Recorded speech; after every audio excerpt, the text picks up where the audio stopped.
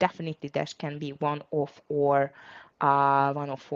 short candidate. Okay, Dow futures dropped 250 points as trader await trade deals and Fed decision, as I mentioned you traders, but we still need to wait one full day for that. So hopefully, though, the market is going to find a direction. US crude oil closes at lowest since 2021 after OPEC Plus agrees to production surge in June. So this is still on the news, but as I've seen, for example, CVX and XOM is stronger today, so we can keep an eye definitely on the oil stocks. Asian Pacific stocks mixed as investor assesses trade developments in the region, and as I mentioned you, the European stocks are down because of a little political turbulence in Germany, plus the Bitcoin is weak as well. So traders, everything seems like starting weak today. Also, Asia not as I mentioned you, it's mixed, but still green. So let's just keep an eye on BABA, PDD, and the rest. Tesla sales in Europe continue to dive even after Model Y shift. Ouch, that's not a good news for Tesla. And yesterday, Tesla was one of my biggest miss for sure. One of our trader in the room, he just called it very nicely. And today it seems like it continues this rollover, the same on the 200 EMA and the 50 EMA is under $275 level. The next stronger resistance can be around 271, 272, and even more to the downside. So Tesla can go to my short list as well. I must tell you, I'm just going to start my list here. So long, short, and secondary. So I mentioned you to the short side already, Palantir. I'm not surprised it's diving despite of the better news because it was a bit extended in my opinion. Tesla not the best news either, indeed. Tesla is not really good news, so I think we can just put it to the short list, TSLA. And we have even DoorDash to the short side as well. Good morning, Todd. Nice to see you. All right, traders, Ford puts a number on its hit from Trump's tariffs and halts guidance. Ouch, that's not a good news either for the Ford. It is just making the same reversal on the 200 EMA as most of the stocks are doing this technical pattern on the daily. This is not a big mover, but I know some of you like trading this stock, so I'm just going to put it to the secondary list. Okay, Palantir stock is falling even though its earnings were on fire. As I mentioned you, in my opinion, this is just lower because of the fact that this is going to be a little bit extended stock. Let's just watch the daily chart, okay? If you're just watching the daily chart here, we can see what I'm talking about, like a straight green line from the 70 to the $124 level. Amazing results from Palantir, but seems like that this earnings call, it was like call for profit taking too. So in my opinion, this is definitely what we are seeing on the PLTR. But we still have more news here and more earnings stocks. And traders, after market close, we have AMD. So watch out, AMD plus VRTX plus even a lot more. So let's just be careful with the AMD today. So here is Palantir in the news. The defense technology stock fell more than 8% after it earned an adjusted 13% per share, which it was matching actually, but the revenue beat the expectations very nicely. Palantir also boosted its full year guidance, but FactSet Street accounts cited a lower magnitude of Q1 beat, weaker Europe, slowing customer growth rates, tariff trade tensions, and valuations as causes of the decline. So this is the reason why we see now Palantir down with $10. Actually, this is a very nasty drop and $8.77 to the downside. Double top, yes, exactly. Hi, Blake, nice to see you. Yes, it's completely a double top, all-time high touch yesterday, and a call for a profit taking, in my opinion. So great short candidate. Ford, as I mentioned you, this hasn't got some good news either.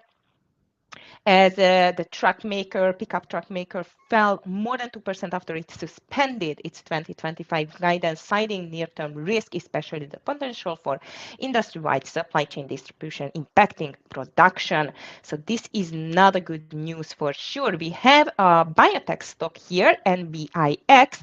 This biopharma company jumped 10% after the earnings. Well, I'm afraid of the pre-market volume here, but let's just check it. It can be a good one, whether we can trade it at all, this NBIX here. As I see, not really, because I cannot find it. Here we are, sorry. It was not the right ticker. Okay, NBIX, it is not the nicest. Yes, this was my fear. Pre-market volume, it is actually just 38,000, also a very strong stock, big mover, but just because of the low volume, I'm going to call it to the secondary list. Next one is Celsius Holdings, CELH. It's down 5%, back on weak quarter earnings. Ouch, CELH, not the best news. Let's see the pre-market volume. Pre-market volume, it is not the best either, but not the worst. 500K, it's enough to call it to the short side. And the daily, I like it very much for a reversal. Also, the pre-market is quite hectic. Be careful with this one. CALH, it still looks great. Hi, Jonathan. Nice to see you. Good morning, Jennifer. Okay, CLH to the short side. Traders, in the meantime, if you have any questions, you are interested in any of the TEFS funded account packages, please just check out our website, and even you can just drop me an email. Okay, Hims and Hers, which we try to a little bit chase over this $41 level, or 41.20 I called, but I had to cancel it because never get there. So Hims and Hers just lost 6% after the company guided for lighter than expected revenue. So let's see how does it look like in the pre-market. And I do not have long candidates yet. Wow. Big move to the downside everywhere. Also, as I mentioned you, the energy stocks are quite strong. So HIMS looks like as a pullback, down 7%, huge pre-market volume. Let's see whether it can continue. Hi, Matt. Good morning. Finally, I could just answer you. Sorry for the delay. It's a really busy start of the week for me. And today, traders, I'm just repeating myself from yesterday that today I need to leave around like 10:15, 10:20. I cannot stay with you, but you can just follow Scott and DVG on the YouTube as well for the VIP room 44 training room, because I need to attend on Mother's Day in the kindergarten. So I think we can agree that I cannot miss it, but until like 10:15, 10:20, I'm going to be here. Thank you, Matt. Thanks for your patience. Okay, guys, now HIMS, another short candidate here, and I do not have any longs yet. Also, again, oil stocks doesn't look that bad to the long side. VRTX, biotech stock tumbled 5% on the heels of weaker than expected quarterly results. Okay, I was not right, or actually I had false info about the earnings of VRTX. I thought it's going to be today, but it was yesterday after market close. Sorry for that. So VRTX can be on our list again to the short side. As you can see, it's just trembling like crazy. Also, I'm not satisfied with the pre-market volume. 18K, it's not enough for me to call it on the first candidates list, but just on the secondary. And we have a bit more. Upwork is here too. UPWK, a lower price stock, but a nice move to the upside. Finally, something is moving higher. UPWK. I am worried about the volume, but you know what? I'm just going to call it to the long side. Great earnings, nice mover, lower volume. So let's be careful with that. Also looks like a good one. Hi, Jeremy. Good morning. Marita has some momentum. VRD checking. Thank you very much for this. Okay, I have FWRD, not WRD. Maybe we cannot trade it on the test platform. I cannot trade it, unfortunately, but thank you. Hi, Tara, good afternoon to you. Nice to see you here. Okay, bull strong this morning. Steve C. Oh yeah, I always forgot this bull. And Lee, you like this stock, right? So bull definitely can go to the long side. Bullish signal on the bull. Okay, Clorox is here too. 3% lower. Disappointing results. So CLX again can go to the short list. Wow, too many short candidates today. Lattice Semicon and DoorDash. DoorDash we were talking about. Not only it missed the estimates, but it's just buying out another company. So DoorDash is a double short by me. And the last one is LSNCC. This is a semicon company. Again, weak performance and very low volume. So this one, you know what, I'm just going to leave out. What else to the long side? Traders, again, gold is running, so all of the gold long ETFs can go to our long list. BABA, as I mentioned you, that the Chinese market was quite strong. It's amazing that actually the Chinese market is just stronger this year than the US market. But what can we do?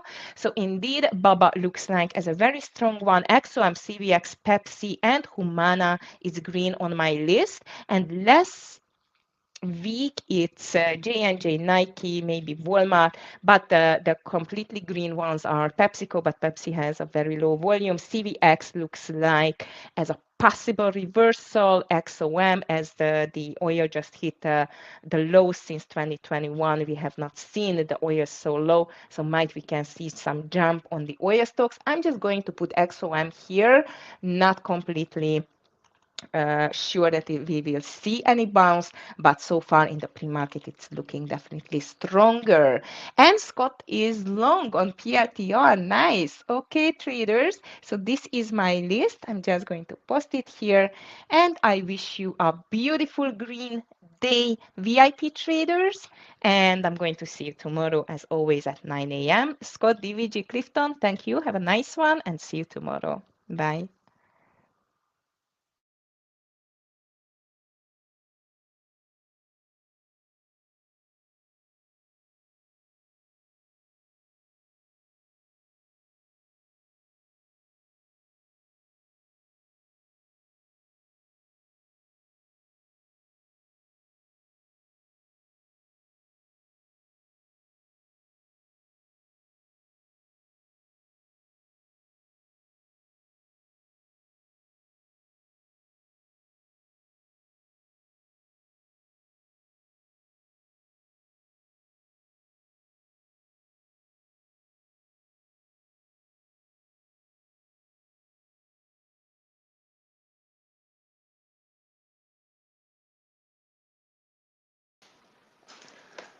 Traders, good morning and welcome to the 44 Trading Room. Welcome to an exciting, what is today? Tuesday, right? Tuesday, right after Cinco de Mayo. Did celebrate a little bit yesterday. Not too much, but just enough to say good morning here this morning. Let's say that. Another great day of trading here. We've got volatility back in the markets, and yes, Aggie had talked about PLTR. I'll give you my 2 cents on that as we get this day started here and roll into the trading day today. Surely going to be an awesome day here. I'm looking forward to trading with everybody here on this Tuesday. I'll be here till 11 today. I've got to take off, but I'm going to share a couple of strategic plays with you all today, and then hopefully this market opens up and we get some bounces and some movement. But let's talk about these markets right now. Good morning to everybody here in the room. We'll say that individually. And good morning to everybody on YouTube this morning. Thank you so much. And if you want to transition into this room, you can do so by coming up with our 7-day free trial. Clifton will have the link there. Click on that, come into the website, our website, and join us and get you into the room. Take a look at it firsthand. Okay, here we go into today on a Tuesday. What's going to be happening here today as we get into the day today?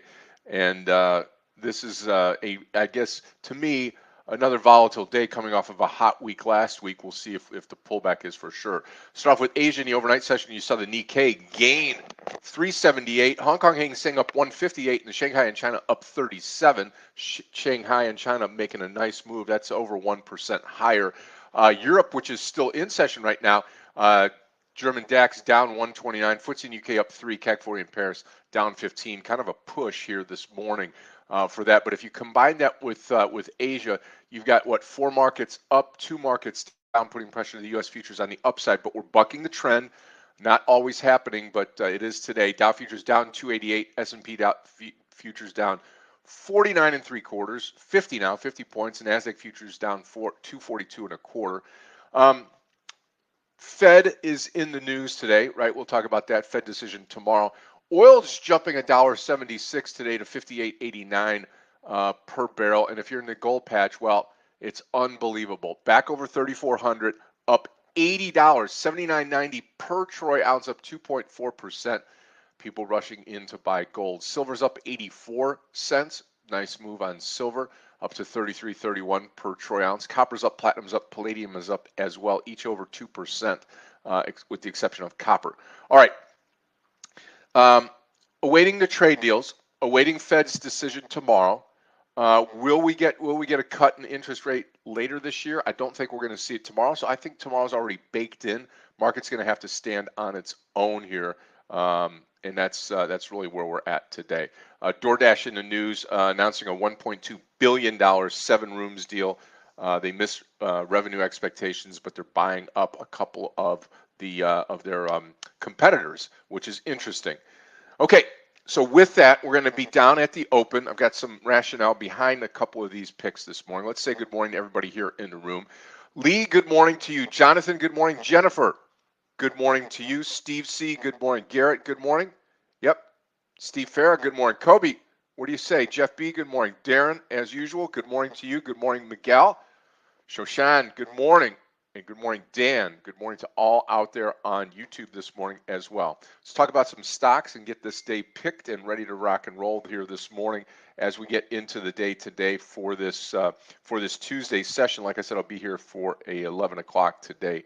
Yep, we'll be on. Yep, okay, perfect. DVG will join us as well and be ready to rock and roll today. Okay, let's talk about these markets and get these stocks picked here. You saw my my list of my longs and my shorts, but I want to dial this in. My first pick out of the day, I actually, for the first time in a long time, listened to the conference call yesterday on PLTR because I was interested in it.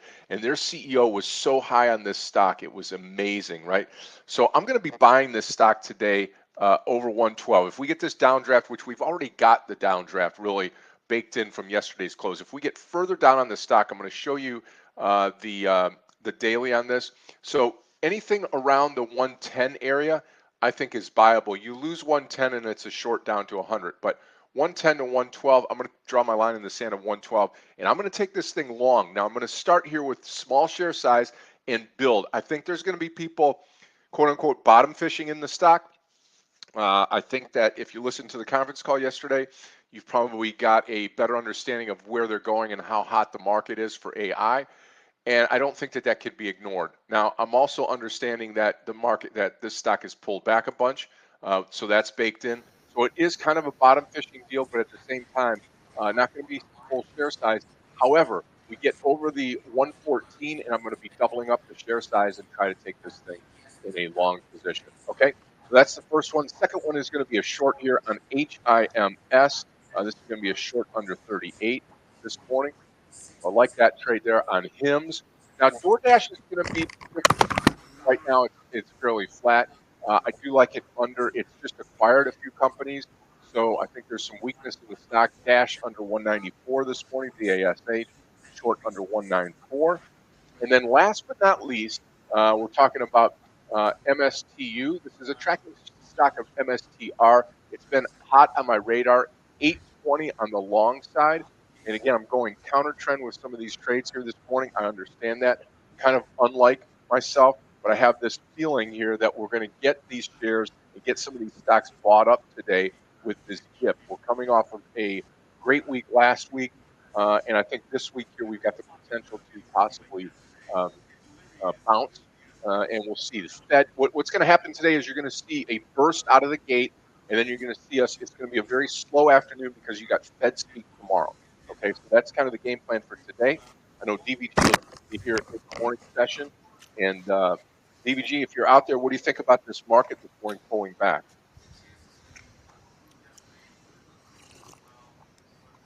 And Amir, good morning to you, my friend. Hey, Scott, what's up?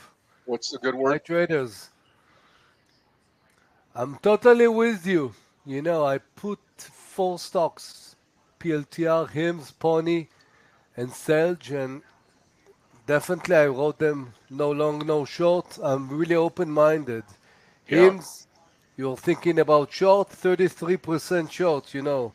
I want to see maybe we have a short squeeze, so I'm open-minded. And PLTR, yeah, definitely. The 112, the 116, I mark them because, as you said, immediately if we're going to see the volume going, start buying it. Yeah, it can be. That's my game plan, really. Like two, three stocks for the beginning, but they need, full attention. yeah, yeah. So, Yeah, and that's like I said, Amir, that's if this market starts to run or starts to turn a little bit. mm, I want to be long this PLTR. I just think that there's some value there that if we hold this okay, 112 area that we correct. could jump on it, And we you have a know. small cap for you, the pony. Oh, Uh, pony. if Oh, the what is pony that? will ride above 1170, guys, it's going to be a wild horse. Really. Okay. We're going to start singing the Rolling Stones. There you go. Really.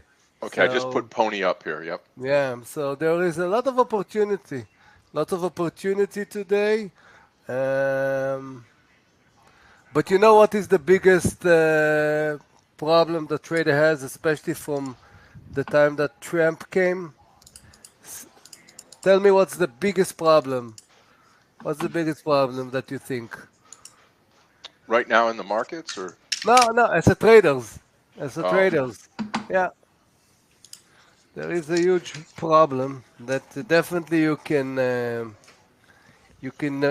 can find solution for everything, but definitely the problem is the noise. Lots of noise, lots of noise. So people running. I know because I'm trading with traders, and people running. They hear something, so they go to the this stock and this stock. Every day you need to come with a game plan exactly like Scott did, and you have your stocks. You need to know everything about them, especially for the open. Where they been in the pre, in the daily, who in the stocks, lots of how many shorts, how many institutional, what's the levels, because that's the key, to understand, yeah. feel comfortable, and just nail it. So we have less than a minute, no? Yeah. Yeah, we're at 30 seconds here before the open. Again, strategy here at PLTR. Once we hit the 112, and if not, 114 will be my entry here, going higher. I like the stock off the bottom. That's going to be my real I think trade of the day. Also, DoorDash 194 short and Hims under 38. So we'll keep an eye on those. I've got the trick pony up, and then I'm watching also MSTU. That'll be the 820. I think I already posted that. Yeah, You fall in love MSTU with 820. MSTU, huh, Scott? Since I you, am. I don't know I why. know, It's a I know, cheap I play, know. but it Be gets some good careful. volume. Be Yep. careful. Good point. Good point. Okay. We are open for business traders. Let's have an awesome day today. Okay. Good morning, Celsius. guys. Can you hear me okay? Hey, DVG. Good morning. Hey, hear you well. Very well. Okay, so PLTR will be simple here. Through 112, I'll take this stock higher. I'm watching CEG this morning Oh, along with BST. the crazy dude. CG. Okay, I'm going to go 111 here, PLTR. 111, and I'm going to be long this stock. Okay, and 110, I'll have a $1 stop. So, and I'm looking for $5, almost $4 to the upside. So 111 entry here. I'll post it. Want to get this one early and hopefully off in here today. 111 if we get there. PLTR. Yeah, look, guys, at CELH, one of my candidates was big gap down, 70% shorts. See where is the stock right now. See what the stock did. Exactly. Wow.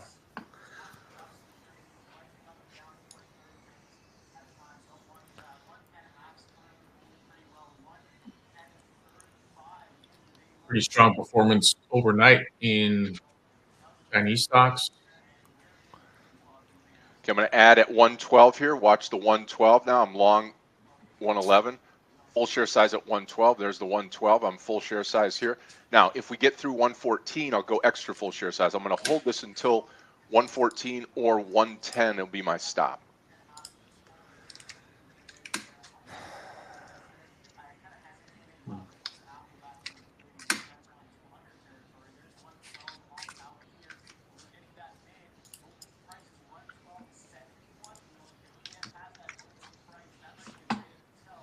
Look at Hims. Good recovery. Yeah. Yeah. Look at sales. I'm waiting for PLTR to do the CLH. same thing. I'm long MSTU. I'm long PLTR, just like we talked about in the pre-market here. Check out Marriott as well. 114 target PLTR. I think the retracement, if we could get back half of this, maybe around the 118 PLTR. Scott, you have a stock with almost $7 ATR, and basically today it's going to be much bigger. So definitely Look at we can do it. MSTU. Look at MSTU. One candle, and I'm gonna cook this thing. 840 target.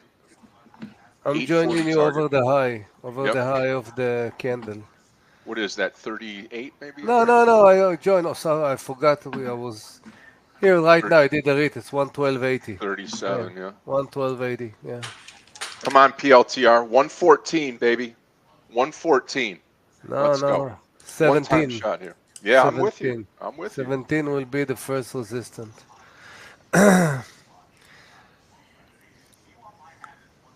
Only Hims. We either go or we're not going to go, but we're going to find out here Yeah. fairly I'm going to quick. go long CEG here, 258.80. DVG Exactly. said, CEG. See stock. I was not fast. I was watching PLTR. Look at Hims. This is Yep. 33% short. Yep. Look at that. Yeah, Squeeze. yeah. Come on, PLTR. Let's go. Marriott pulling back a bit here. They posted earnings, decent earnings. I don't know if you heard me, DVG, this morning, but I was on the PLTR conference call last night. I listened to it, and their CEO, they just, their whole board, or the three people that are on the call, they couldn't talk more positive about the company. So that's what got me bought into it a little bit more. Watch me get stopped out now. 110, I'll get stopped out. So basically, you can imagine Scott, like Sylvester Stallone, is trading Palantir with a knife in his mouth. Yeah, You know, true. Yep. That's the attitude. Yep. wanna I mean, take obviously a Hoods. risk. Over the high, 46.75 with 60-cent stop. I'm gonna write it to you. There's our 40 on, there we go. There's our 40 on MSTU. Got to take some profit here at 40. That was my game plan on MSTU, 20 cents. Big share size, so I'm going to take some off here at 40. Wait till it gets a bid over 40. And PLTR, maybe a little pause before we get going here. You know what can be another trick pony? You know, it's gonna break the law, and if we're gonna see, you know, the big volume coming, second chance. Yeah. And they just want to shake out or something. I don't know. Just something that.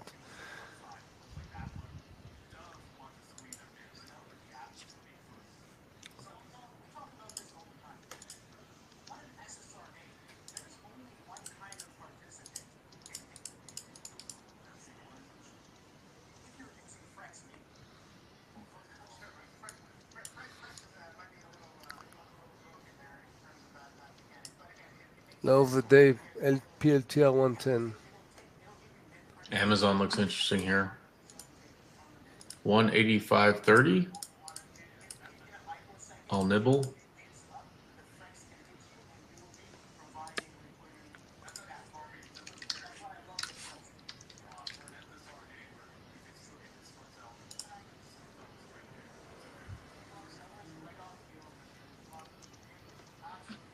I don't know. Do I finally get the short Baba here?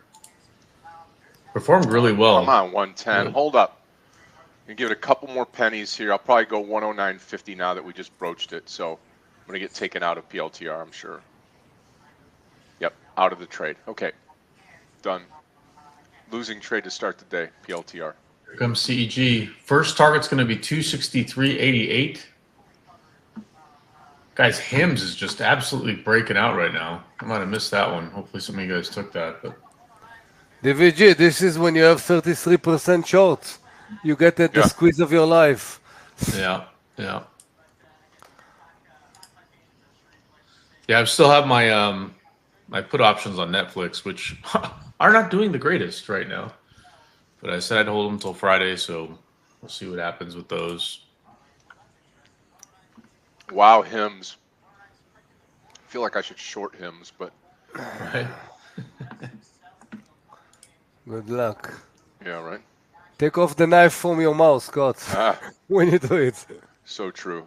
So true. Okay, I'm gonna come out of the MSTU trade here. Right at the 45. Okay, there we go. 3/4 of the trade out.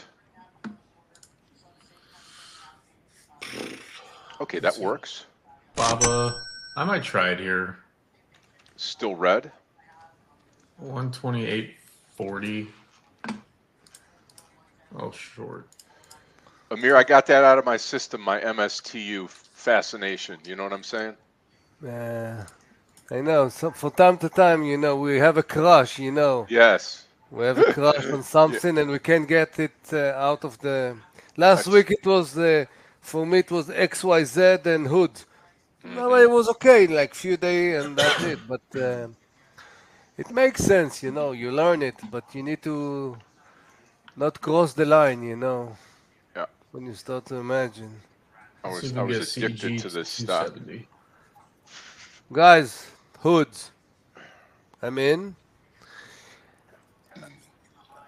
Basically, I want to see close the gap. That's my game plan. I'm watching MU. I want to see Nvidia. I want to see the market. Nice and Listen, easy on if I missed CG. the DoorDash short, missed the dash short. Okay, Hood. Who do we need to break Amazon. the 47? We got the 47, some resistance, like 2 cents above. DVD, Nothing. did you get the CEG trade? Yeah. Wow. I'm up like 4 points right now. Wow. Yeah, you are. That's great. Look at Hims. I don't want to watch. Yeah, that's my, you know. Could take a partial on CG here. 263 and change. That works for me. Yeah, baby. There it is. You know what? I wanted to take. Let's just see if I do this. I'm putting a line in the sand here. $44 short on him. I'm not taking the trade. Not going to take the trade, but I would short the stock at 44, and I would be looking for 43.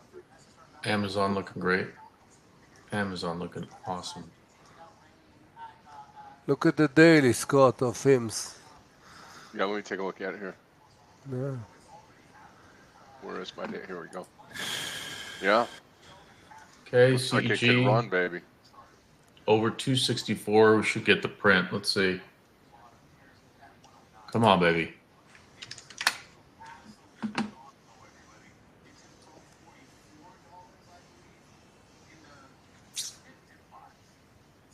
Come Let's on, get the breakout PLTR. now.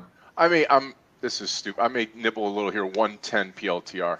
That's what I'm thinking, Scott. I'm watching it, but it's a little bit under the view of the 110, you know, so Yeah, I don't I'll like post it. it here. PLTR. You know, maybe that's what's wrong with me. The addiction, right? It's like I lost the first trade, and it's like, well, No. Second time, I like the second chance. You know, you can lose, Yeah. get out, and get again. You know, if you have good. River likes it too. Amazon, not the best trade for me right now, but I might take a little bit off. 50-cent move. Guys, this CEG trade, over 264, this thing's going to rip. I'm looking for 270 plus. Pony. It just got above there. 264.50. We should break out now. 270 target for my next partial. Pony above 1080. 30-cent stop. You can start with half position, and I think 11 is a I'll good put adding Pony up point. here. Yeah. Okay, Hood. I like Amazon the partial replacement. Okay, Hood. at 186. CEG is now at 265, y'all. Come Wow, on now. it's We are up huge 7 trade. points. 7 Huge points. trade. We grabbed a nice chunk on that. Congratulations. That's my big trade of the day. I could just call that between Amazon and CEG. What was your stop, DVG? On CEG, Yeah. I had 2.5 points.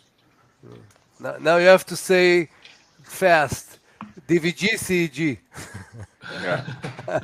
Add a couple of letters. Yeah. Guess I would have been wrong on Hims. Look at that move. Ooh. No. Hims, it's yeah. You have to click. It's what we thought will happen in PLTR. Correct. Yeah. Correct. You know. What a trade right now, guys, on CEG. Couldn't be happier with this. Truly. Now we get the real push here. I want to Scott, see look 3 or at 4 more points. PLTR. If it's doing a double bottom or just breaking a little bit, and then we can start nibble a little bit. So I want to see if we can actually do a double bottom or a little bit breaking and immediately volume coming. Yeah, yeah. I I'm bet you buying see here. that. Yeah, I yeah. bet you, oh, you are? Okay. All right. I'm gonna buying come it. in and I'll nibble with you here. Yeah, I'm gonna buy in half position. My stop is 108.40. Okay, I bought it. 108.74 I'm in. Yeah. 108.74 50 I'm in. cent PLTR. stop, guys. 50 cent stop. Yeah, and the real deal will be 110. Yeah, I'm Okay. gonna go in full share size at 110. Guys, pony above 11, doubling. So 1080 and 1030 is. Oh, Hims can watch it. Oh, wow.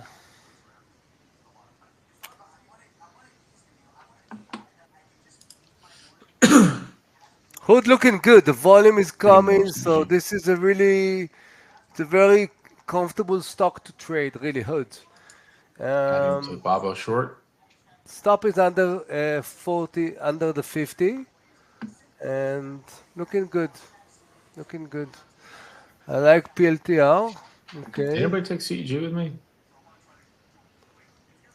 I heard you talking about it. I didn't know that you are taking it. Okay, guys, above 110 PLTR, put the pedal and another amount. I hopefully will get this thing. Hopefully we'll Netflix. get my money back here. I'm still red for the day. This PLTR hurt me the first time here. Let's see. No, Scott. That's second double bottom. Yeah, that looks great. Now the 110 is the issue. Yep. If we're gonna see it, gonna nail it. Okay. Trimming up on everything. 0 complaints, guys. Awesome open for me. Let the runners do their work. You're living right, brother. Yeah, just a couple trades. The only thing that's kicking me a little bit is this Netflix put option that I have in through to Friday. I may dump it if we continue to push higher. If we get over yesterday's highs, so let's call it over a 1142. I'll see what it does around there. If it starts to break out, I'll probably eat the loss. But I know 1142, kind of the area it was pumping up against yesterday. I actually may short the SPY as well with some put options. 55979 is kind of the ceiling overhead that we'll need to push through. But as of right now, just paying myself on all the positions. Amazon, CG. Didn't take HIMS. It makes for a quick and easy day.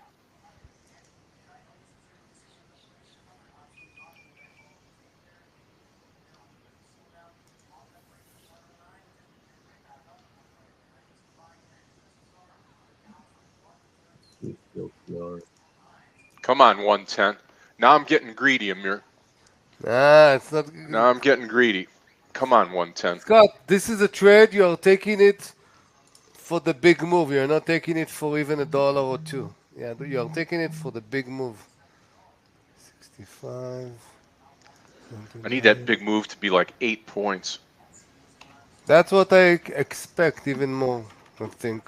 If it's gonna be, we have to see the volume coming. I'm watching MU. I want to see if we can break it over the high. Yeah, the market is not helping in Apple. So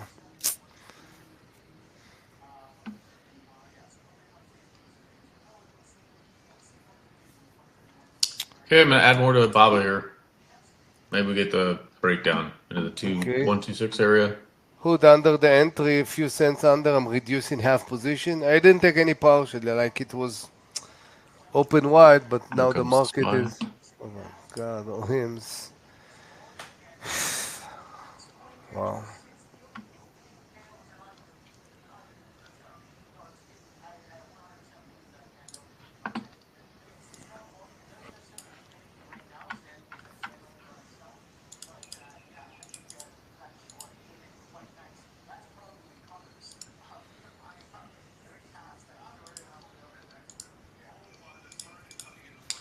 Moment of truth.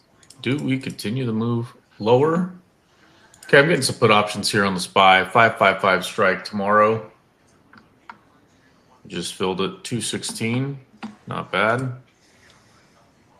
See if we can get a little bit of a dump. If we break the session lows, which is kind of below the lows of pre-market lows, maybe we start to go visit the downside.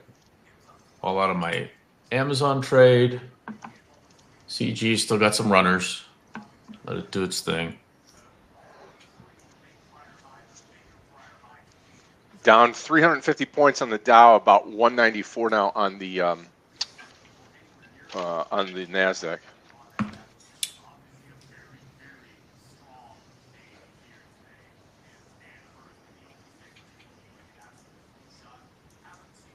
There we go.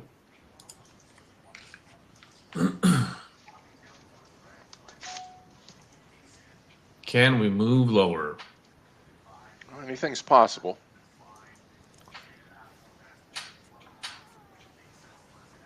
I've got my Baba short.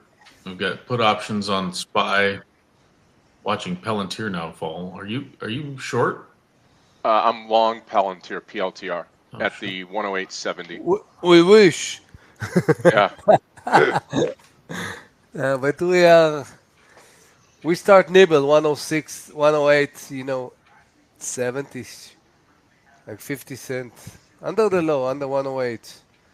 But under 110, you could see something. What happened, right, guys? Stock, do you have the PLTR on the chart? You have the chart there of PLTR? Yeah, PLTR is right here Yeah, in the right corner. yeah. Look at what happened. Got 108.10 and huge volume came. So there is a battle there.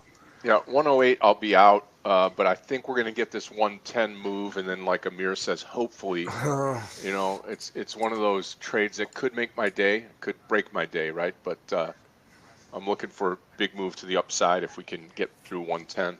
Well, yeah, listen, Amir, here's the thing. At 110, just check the volume.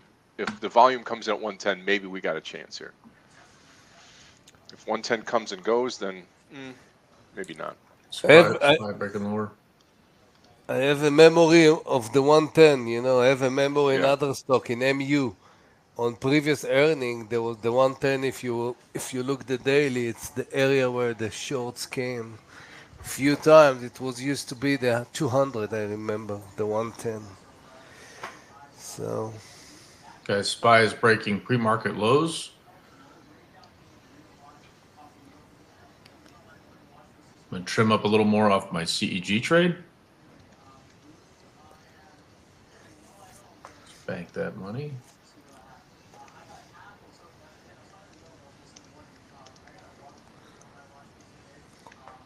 Okay, here comes the SPY.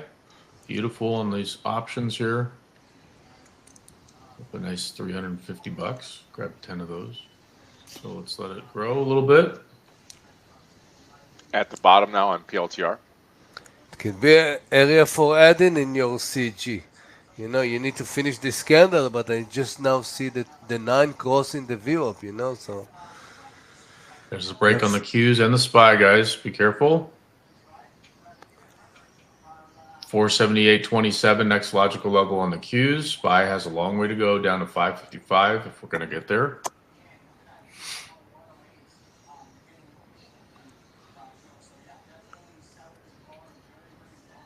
Okay. I will still keep an eye on PLTR. You know, nothing happened. Nice break here on the SPY. I'll take a few off on the SPY here in just a moment. CG. Started with 10. Let's take off half of those right now. There we go. Very nice. Not the best fill, 269, but I'll take it.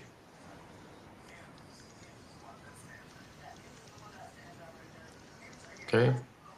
Q's now also getting heavy. Yeah, I do think maybe this will be the rotation into energy. It starts possibly.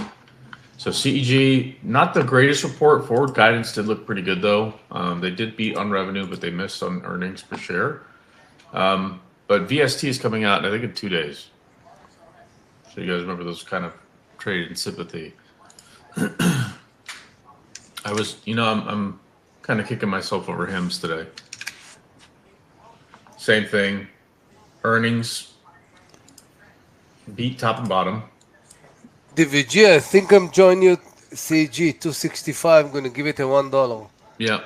If this is the reversal, it's the reversal here. Coming out of the PLTR trade here, I'm going to wait just a couple more pennies here. 106.50, and I'm going to be out. And I won't touch this stock again. It's too bad. But we tried, and I knew it was risky. This morning, but I also thought the upside was. No, if we have another option, I will do it definitely. I don't have any problem. Yeah. You know, that's momentum will be there.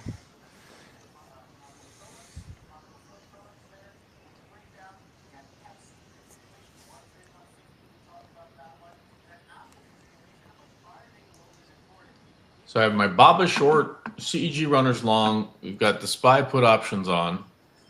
BABA. Closed out my Amazon trade. Watching him still.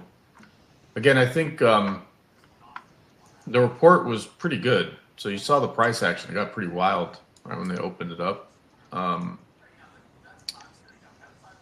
But yeah, can't touch it now, personally. It's too big of a run up. 7.5% move.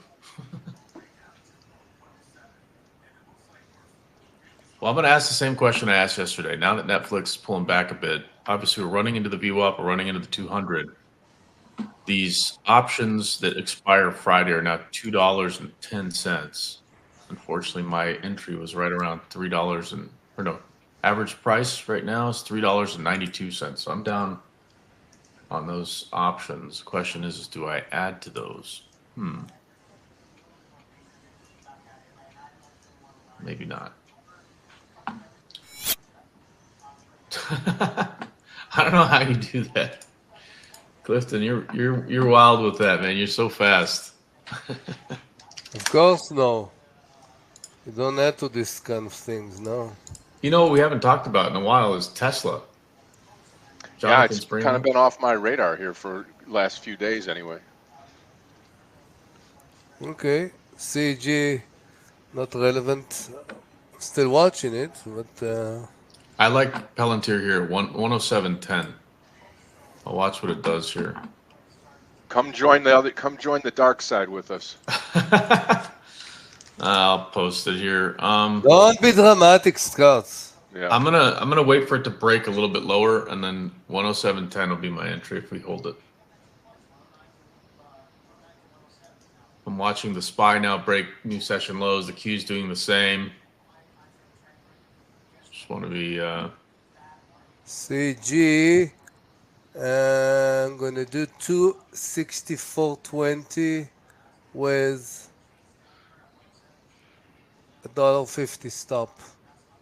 So I'm not gonna wait to 265 to 64.20.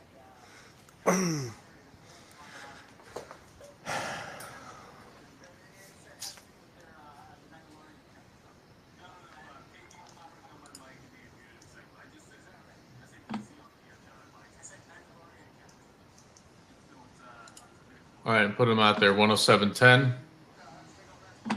107.10 to join the dark side with you guys. No dark side. It's a good side. It's a good side. 106.65. Let me see in 1 minute. Let's pull back now on HIMS.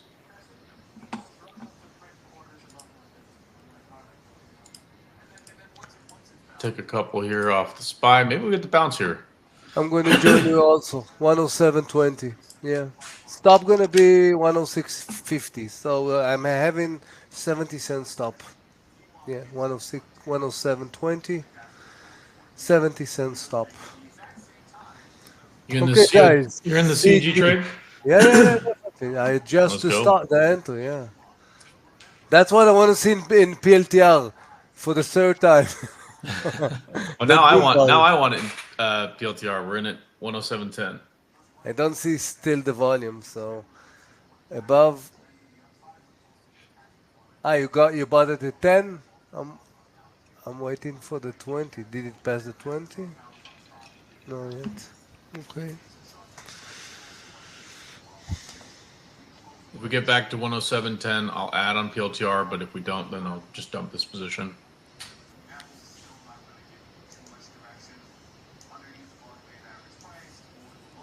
Really surprised to see Netflix holding up. I get people were thinking it's a. I mean, I was even too thinking, hey, it's immune to tariffs, and then of course we had that announcement yesterday, stating the complete opposite. So, all right, 107. Let's go, Palantir. Let's add some more. Volume is not coming yet. Volume will. is not coming. I'm I'm gonna call. watching it. I'm gonna call the folks at Goldman right now. Let's tell them to pump it. Yeah. Tell us if not, we're gonna call the JP guys. So Let's see. Target's gonna be right around. Let's call it 109.40 ish. nah, we're If going we can for get the more, full. great. But Yeah, we have to see. Okay. Guys, somebody took the CG. Did you add in CG? DVD? what's that? Did you add in CVG? I did when we got over 261. I added a little more, but I started off with like half share size, so it was a great trade for me. My target was 263.88 was what I had marked up. So once we got up to that level, I was paying myself, and then once we got that big push, paid myself into the 266 print, and then now I've got runners. Target really is up at the 279.39 area. I don't know if we're going to get that today, given how markets are behaving at the moment, but if we do see a spike in energy, that's kind of what I'm secretly hoping for, you know. Tesla is now breaking down, guys. Palantir, come on. I added. You guys got me hyped up. Tell you what, guys, I'm gonna step away for a little bit. I'm gonna go make some tea, but I'll be back. I don't know. Give me a little bit. I've got to run a couple errands, but we'll keep these positions on. I got my stops. I want to short Tesla right now, but I can't step away with a stock like that. So I'll be back probably. Let's call it about an hour and a half, maybe. So around 11:30. See you guys in a bit. Yep, take care. Okay. Well, he jumped to the dark side and then he jumped off. Of course, yeah, he's not sticking on. Yeah, PLTR. Need to step away a little bit.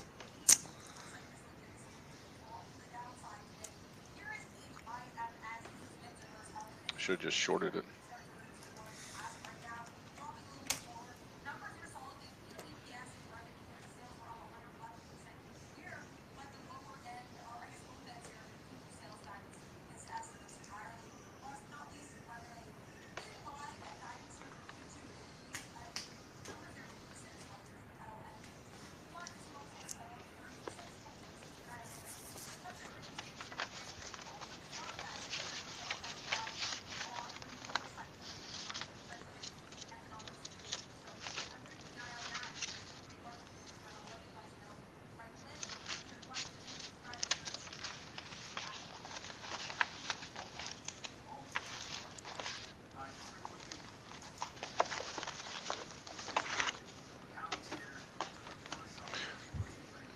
No, definitely red and just holding on, saying a little prayer here for the PLTR trade.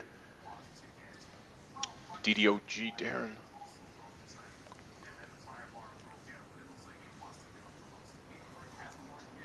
Yeah, what are you thinking? Yeah, short under 102. I love it. Data dog. 43. Well, right call to get rid of the MSTU trade up there. Low of HIMS 43.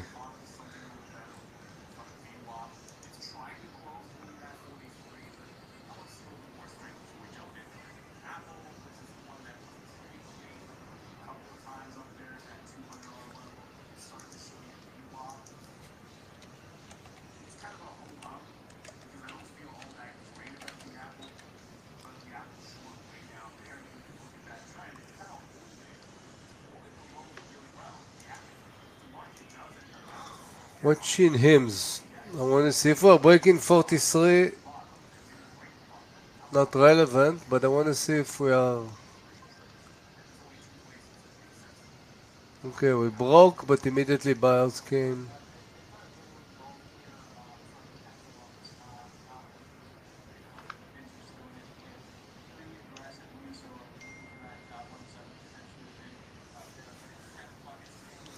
She said.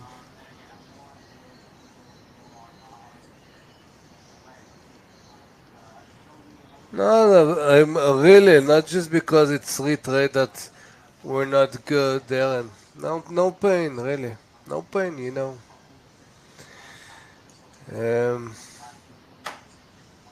Try the game plan, didn't work. It's fine. CG is working nice. So, still optimistic.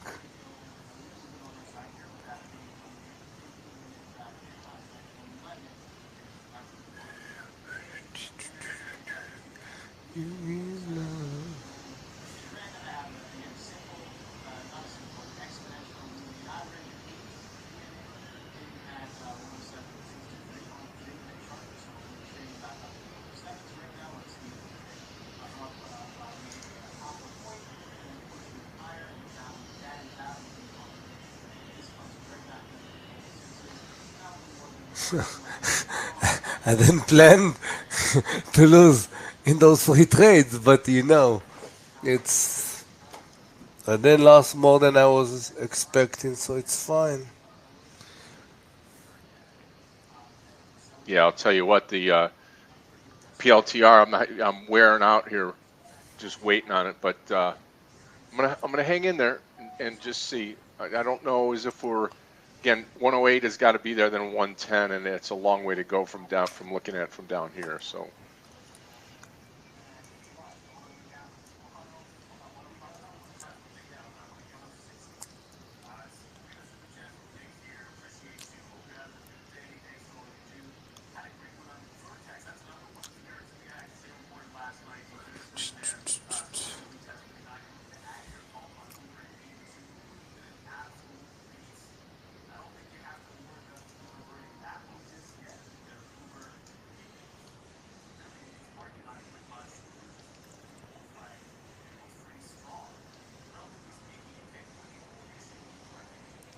You give love.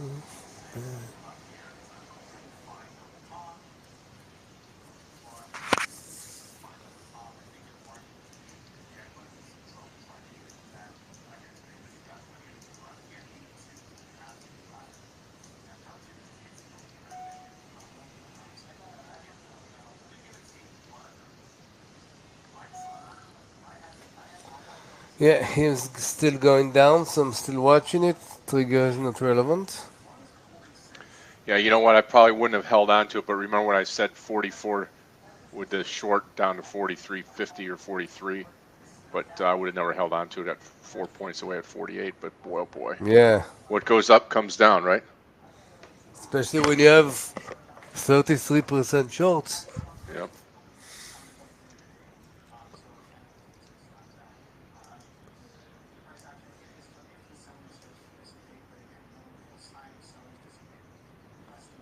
$43.30, 80 cents stop when you do hymns. 43.30. HIMS 80 cents.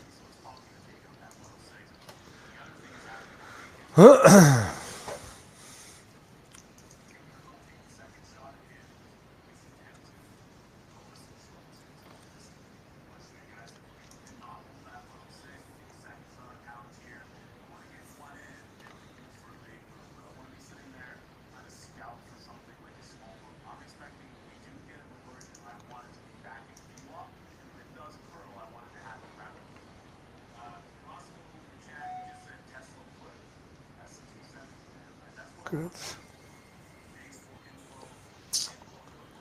CG looking good, guys. If you're still there, high of the day 268.40. I want to see if we're gonna break it immediately. I'm not gonna take the partial there. Watch the daily. Yeah. Amazing. So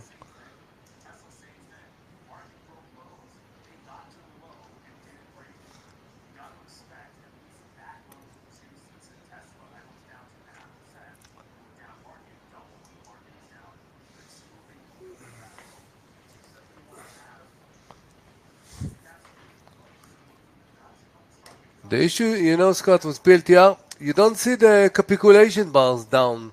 Like it's going down, Right. but you don't see the big, panic bars or Yeah. whatever. It start basing. If you watch it now, 2 minutes, 1, 2, 3, 4, 5 candles going to the side.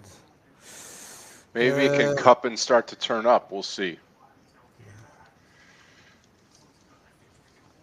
106.50. I had a plan coming into today, and the plan just ate me up. Well, except for the MSTU trade, I like that trade, but other than that, no bueno on this PLTR. 106.50. Gonna buy half position PLTR with a $1 stop. Again, uh, got 3 losses, but 2 of them was half. So basically on 3 trades we have 2 losses. So I'm still fine with this.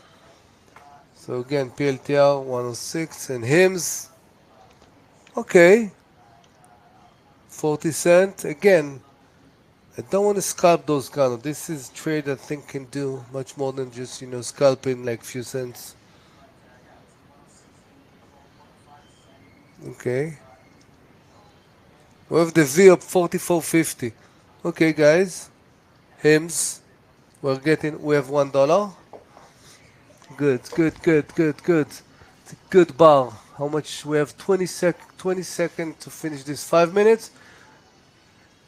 The next one can be pretty nice. If we're going above this one. This is a good volume. This is a good volume in HIMS. Want to see it in PLTR. Wow, CG. Hoochie mama. Yeah. Wow, hoochie mama. Doesn't stop, does it? Yeah, took a partial. I think like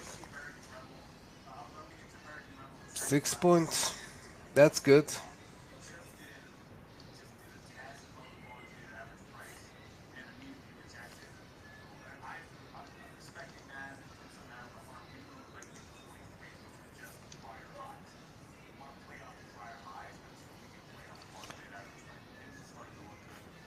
Tesla printing the 270. And what was the low of the pre? 270.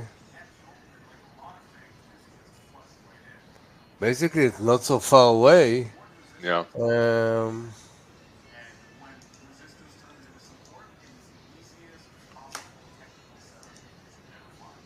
I don't like to predict, I have to tell you, Jonathan. I don't know. Can watch it and we can see the levels. Don't like, those kind of prediction. Not my type of trading.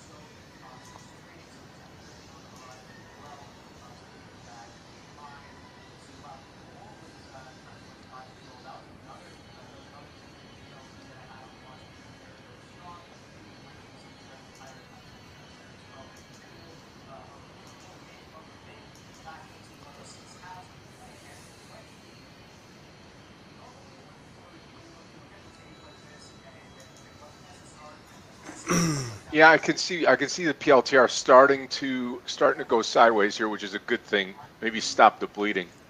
Guys, above 107, gonna add full size in the PLTR.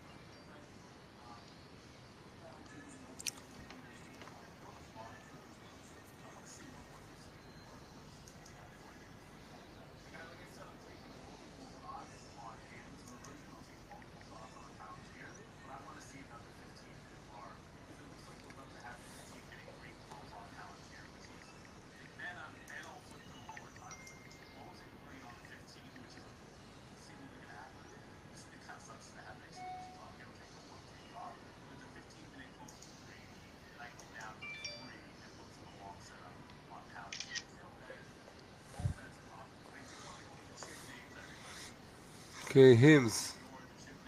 Looking really good.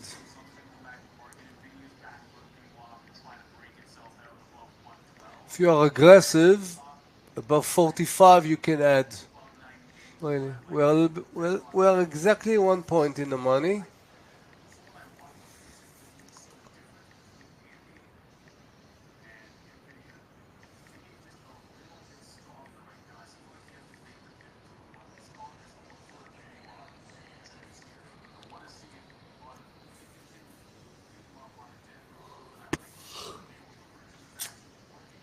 Okay, hymns looking good.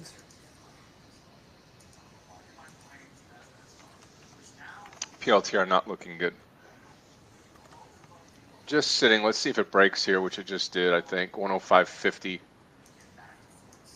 Yeah, I think the thing is done. Out PLTR. It's going to be a red day so far for myself. One winner, two losers. One winner MSTU, two losers PLTR. Kept trying to fight the tape, and maybe it goes, but it's going to go without me this time. Hood, nice move up higher. We're sitting here, and I'm afraid what can happen is what can happen is people will put everything on pause for the Fed for today and tomorrow. So we'll see. Looking for a trade now. Looking for something that's going to possibly dig me out of the hole here, but doing it right and not overcompensating.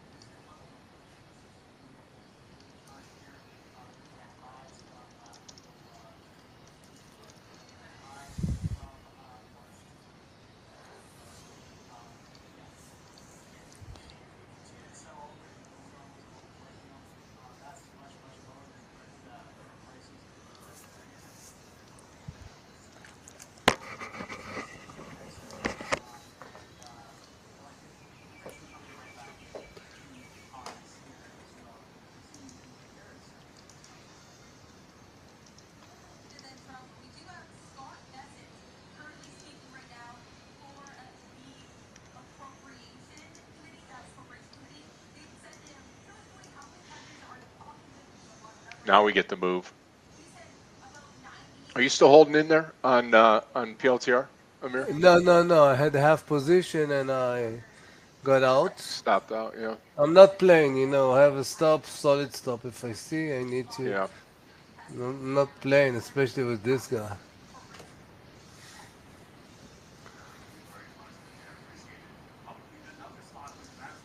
Still don't see the volume. I don't see the volume. Mm-mm. Declining volume right now. Yeah. Again, guys, hymns. Looking good, 45. I'm gonna add. I'm going to come in at 45 here. Hopefully, part of my saving grace here, I can come in at 45 on hymns and maybe take it for a dollar or two. You said three? Okay, $3. I certainly Okay, hope so, my friend. High of the day would bring me back to almost even. definitely. Watch it, 45 entry here. So, just to remind you, we got there 43.30. I didn't take any partial yet. 45. I'm gonna. If I see that the add-in 45 have some issues, I'm gonna take I'm gonna take a partial. But until now, I like it. Basing above the view up and looking good. CG, good. Maybe we can get like a 10 point or something.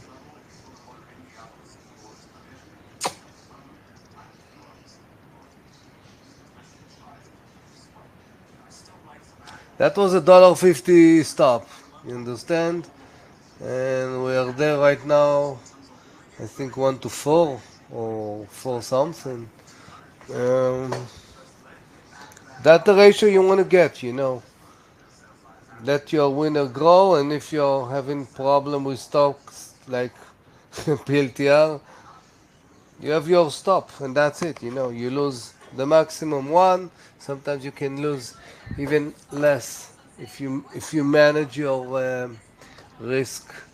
You have to.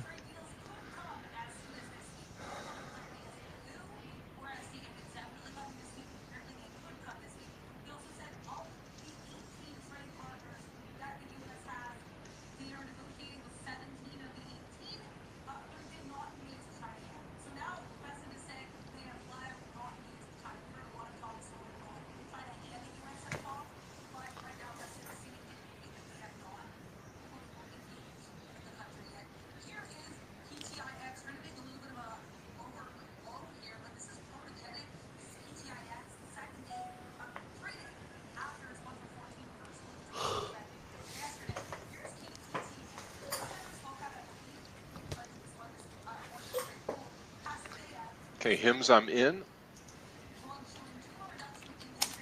Can you say 48? Let's go. Let's go.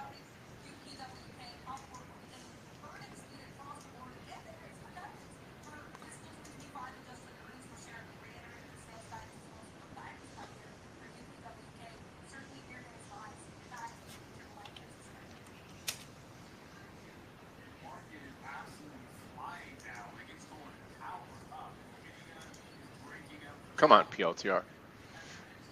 Come off the bottom. I don't think I'm going to take another chance on it, but I like to see it win with or without me today.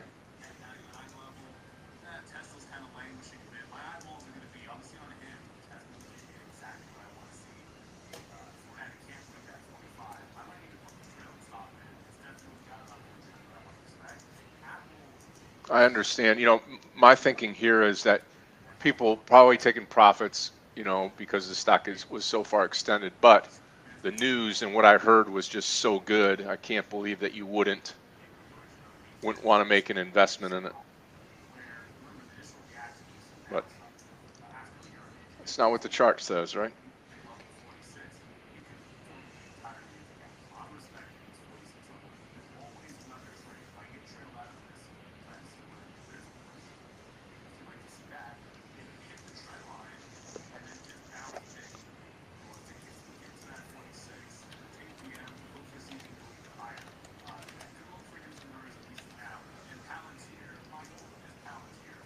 Scott, we have some small cap. KTTA. 330, 20 cent stop. KTTA. I just wrote you the triggers, guys. Let's take a look at it here. Put it where dash is, KTTA. Yeah.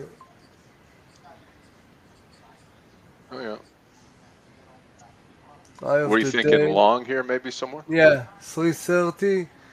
Stop low of the candle like 20 cents, 21, 22, something like this. High of the day 80. And again, if you see, it's just now 130%, which is really, I saw stuff like this doubling. And I don't see yet, there was a big volume in the beginning, but definitely it's on the radar right now. HIMS, guys, two points. Okay. PLTR. Yeah, Go. yeah, I see it, but you're absolutely right. It's not that I'm not trusting myself right now, but I'm not. I see exactly where I can go in, but after 3 trades, give me a break. I'm not there. So.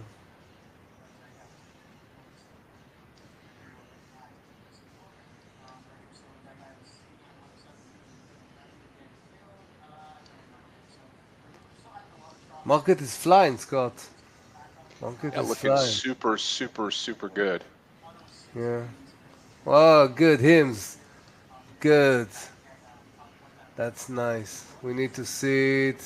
We have some resistance, 47 a little bit. And above a little bit, 47. And still waiting for KTTA.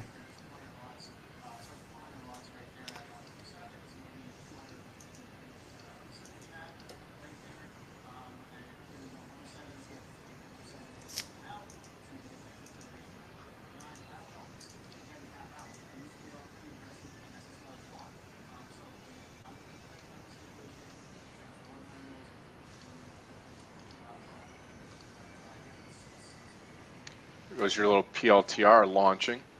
Come on, HIMS. Let's go. Dog it.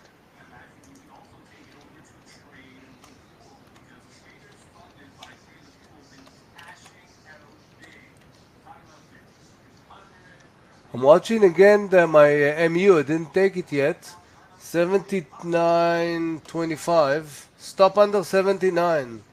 Nvidia, the big sister, is heading to close the gap. Usually MU imitate it. HIMS. Woo. Yeah. Go, go, go. 48 or bust, baby. Come on. Yeah. What if PLTR gets above that VWAP line? I'm going to kick myself in the face. No, I don't think I'm seeing it clear, Scott. It's been a while since I've been in the stock. 3, not a full losses, but 3 or 3.5 losses. So probably I Yep. don't see it correctly. That's it, I don't Gotta remember when move was on. my last time. Yeah. Usually I have like maybe 2, something like this, and then it's not. So. But of course, the move will be now, but yeah. Eat it. Yeah, what can I do?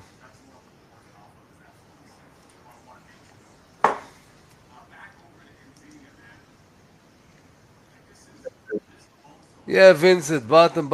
I thought the bottom, but again, the guys not see it correctly, so that's it. You have to. I guess Scott Bessent is jumping on the microphone right now and pushing markets higher. CEG, You see CG? LTR, yeah, Almost 10 points. I know it. Yeah, It's yeah. amazing. And we are in HIMS. Oh, you got in the Two- HIMS? Yeah, I'm in there too. With something point from 43.30. And we added 45, so.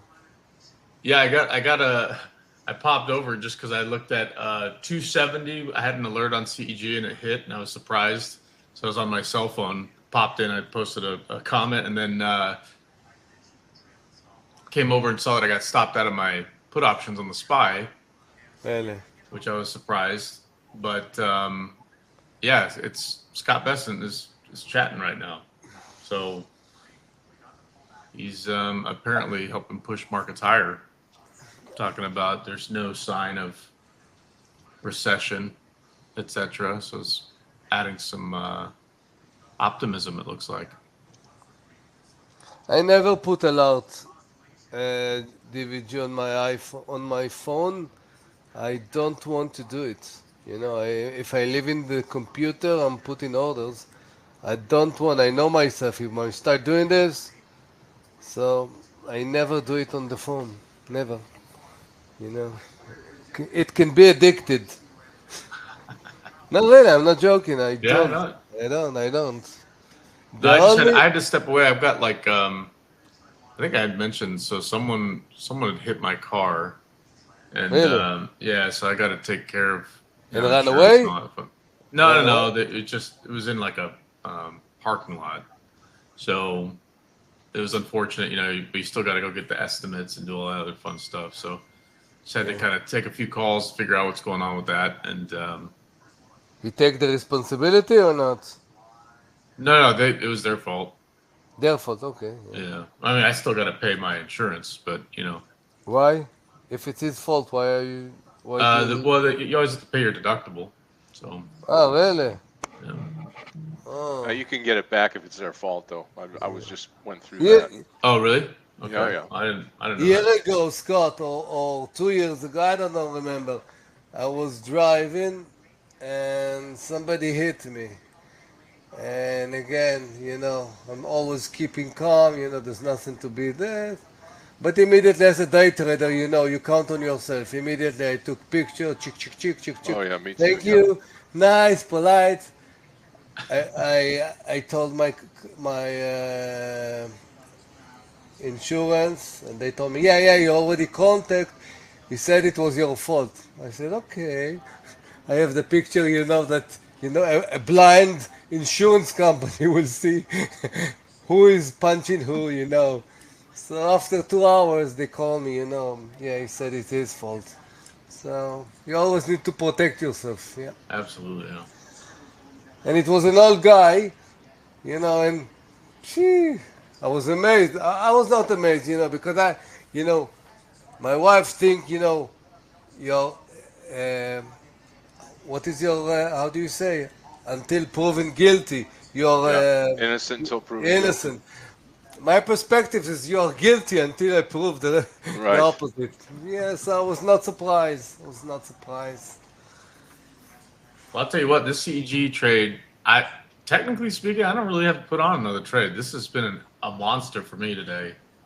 I'm actually taking a tiny more off here. My real target was 279.39. Where was your entry? Where was your 258, entry? 258 and change. Oh, this is a game changer. You know, you had the 2 points, but you have almost 14. Yeah, So you have 1 exactly. to 7. Nah, that's Yeah. the key. Yeah. Now, if I could, take it back, this Netflix put option trade, I'm giving back. I think just on the day alone, DVG, down you and Netflix 800. is like Scott and MSTU. Give us a break. You're Yeah. addicted, guys. Leave them alone. No, and I'm looking at Tesla right now. I don't really like the price action yet. I think that there's still maybe some more headwinds for Tesla when it comes to tariffs and such.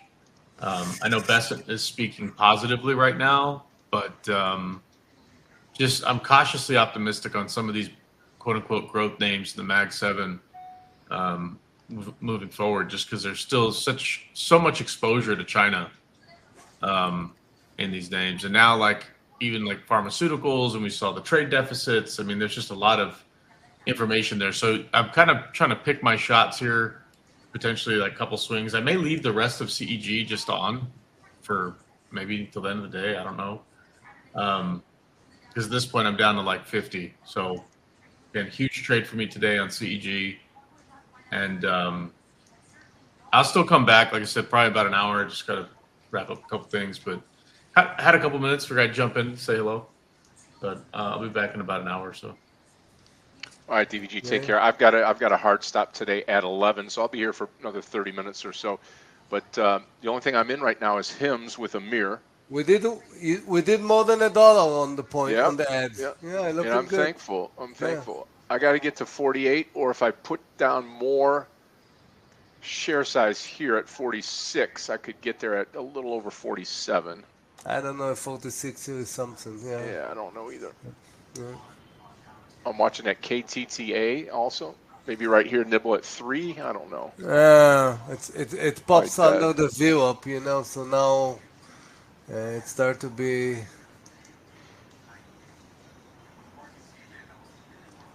320 if it's gonna break. What did it do? Let me see the pre-market. Yeah, pre-market high was 330, which was our.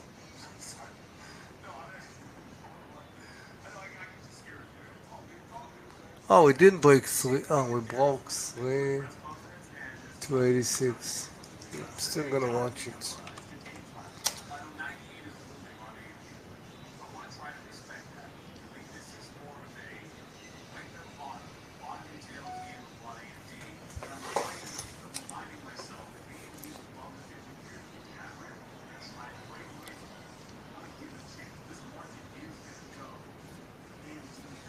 Okay, good hymns. Yeah. Now cross the 47. Cross it. We're almost 3 point, guys. Good. Yeah. Definitely the winners growing today.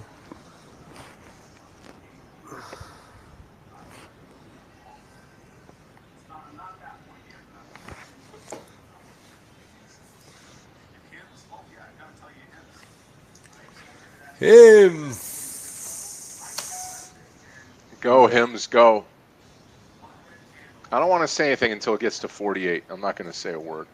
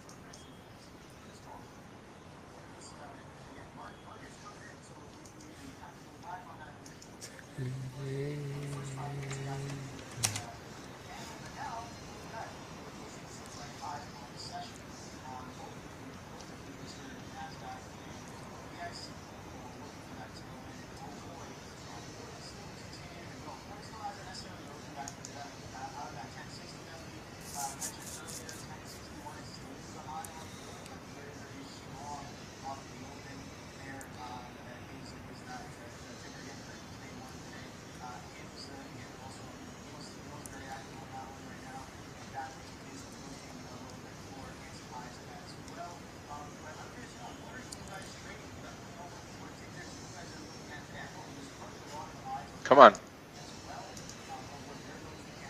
Still looking good here.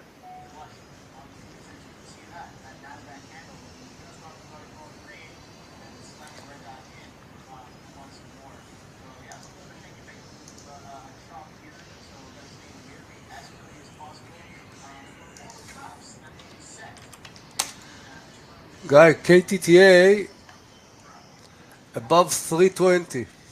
Gonna be not 330, the previous trigger, and my stop gonna be like 30 cents. So I'm still watching it.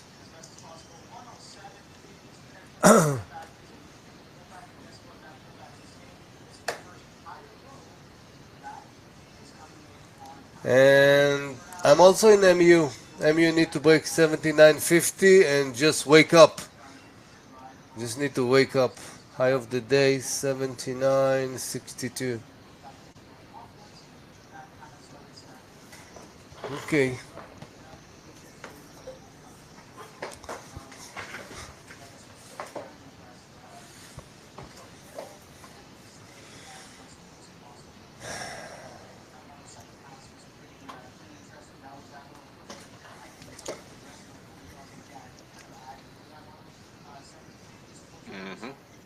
Come on, Hims. I don't mind a little pullback here. Come on.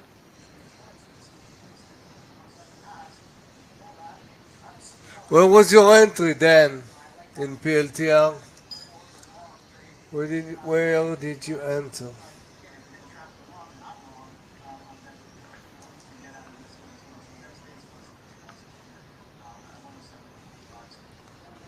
want to see something in PLTR. I want to move to 15. Okay, you know what? Look at PLTR in 15 minutes, guys. Scott, can you put PLTR in 15 minutes? Yeah, absolutely, I Yeah. can. Let's just run here to 15 minutes. Yeah, more time frame you do, you can see it sometimes correct. You see, Yeah, there you go. you have your picture is exactly on the bar, Scott. Move the charts to the left side a little bit. Okay. Yeah, thank you. So you see, we got previously the first 15 minutes with okay volume. If we're going to break it, yeah, we have the view up there, and it's the first 15 minutes. Green one. Yeah, we'll What? see. 170.51. Good. Okay, KTTA guys. Getting close.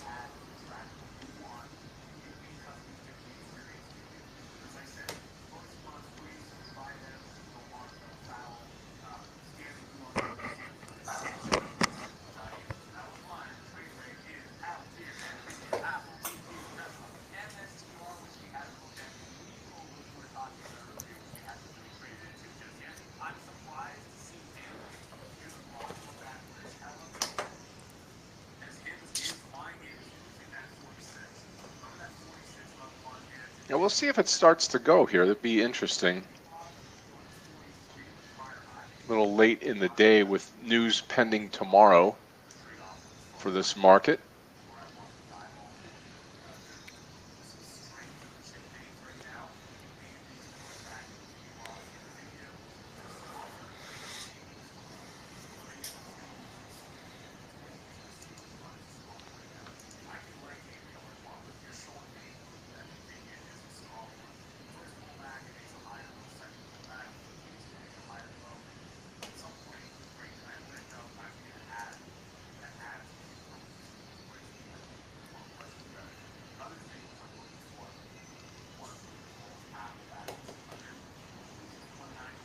Okay, MU. I like 30 cents in the money. I definitely want to see more. 62 is high of the day. Closing gap 80.40, which is exactly like a little bit than a point.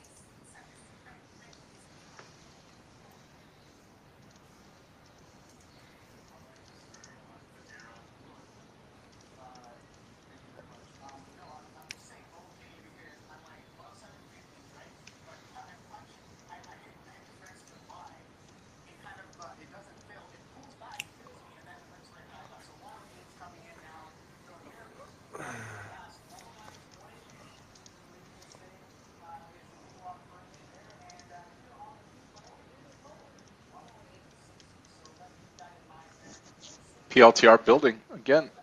108 in sight.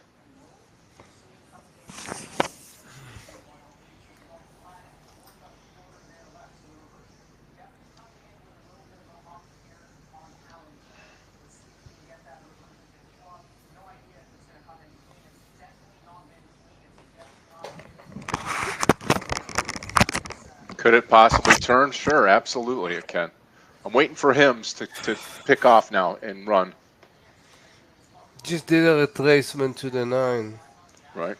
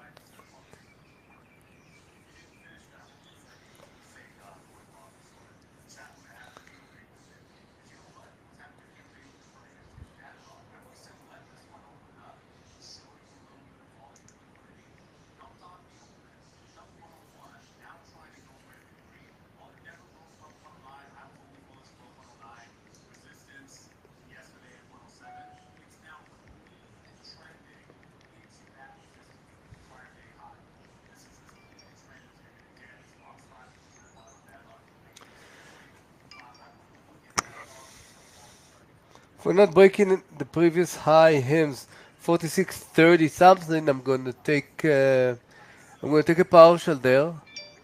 Just a partial because I don't want to see if double top of something or whatever. Okay, we don't have this problem. Go That's good. Hims, go, right? Yeah, yeah, we don't have this problem yet. Um, KTTA did 20 cents, came back under 310, 10-cent loss, reducing half. The rest stop in the same place. If I need to, I can add after above 340. So under 310, if it's going to drop down, half position.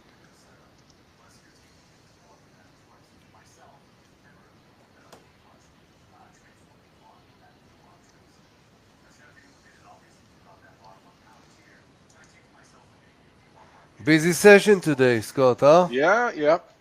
Busy. IPLTR.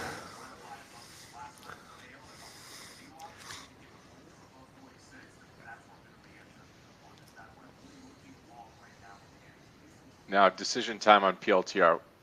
VWAP right above it gets through that, and you start to see some volume. Could go. Nothing in this market surprises me anymore. I know better.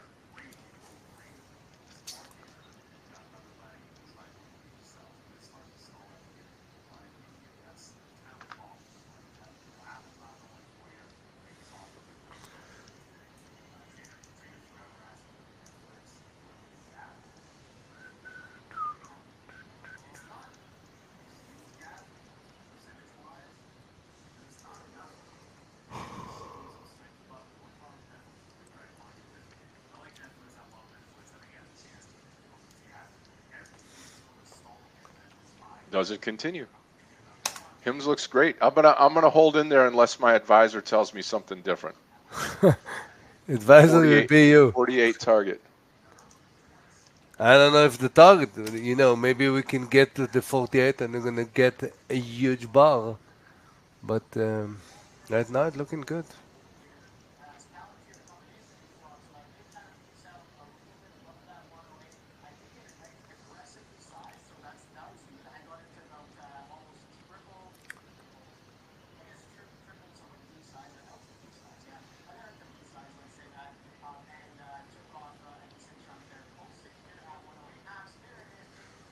Okay.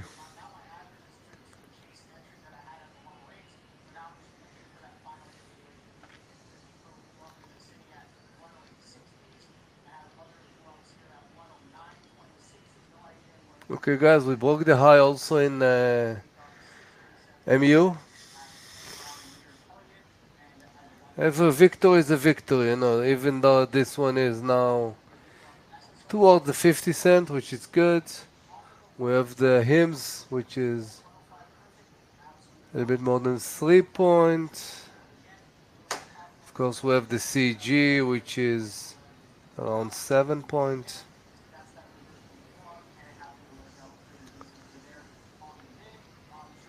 And KTTA still 2 cents under the entry.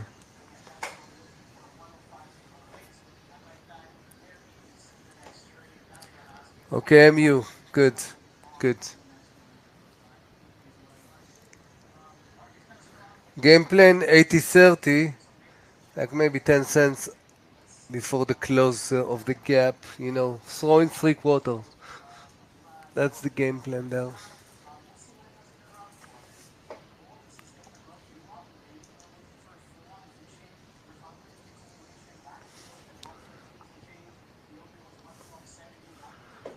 $90%.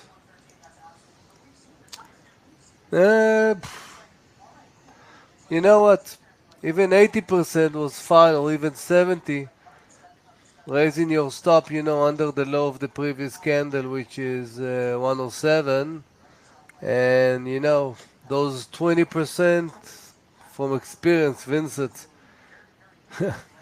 can do much more, if it get to the range. And if not, it's fine. You're still going to be green, You never know where the stop can go. Never.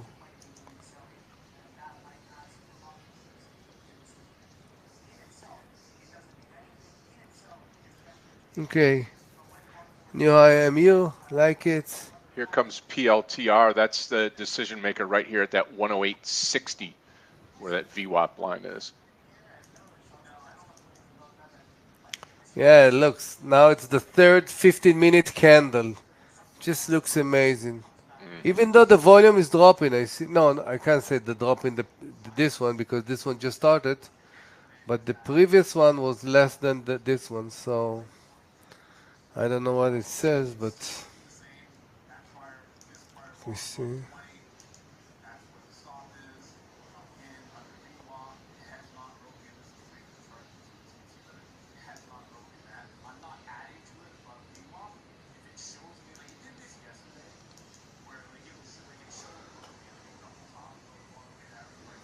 Okay, KTTA. Still okay?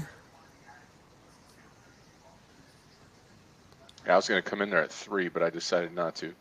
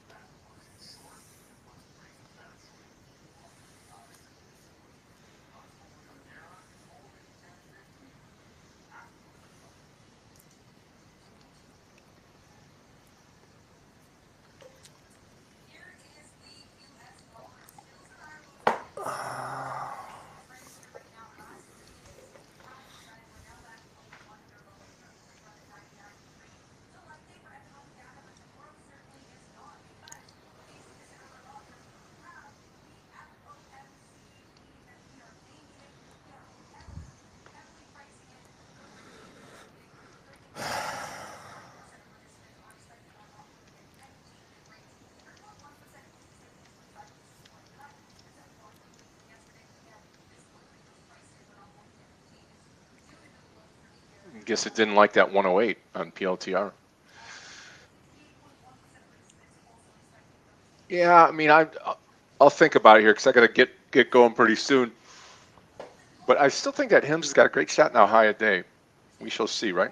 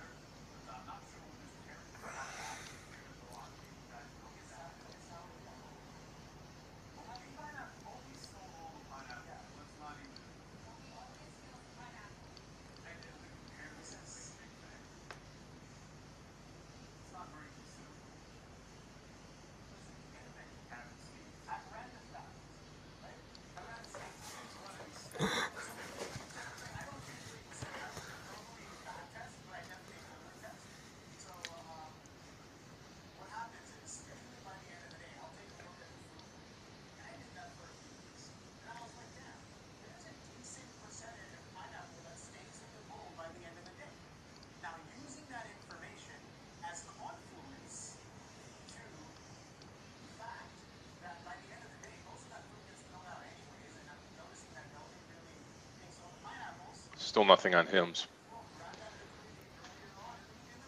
Taking a break at the top, put it that way.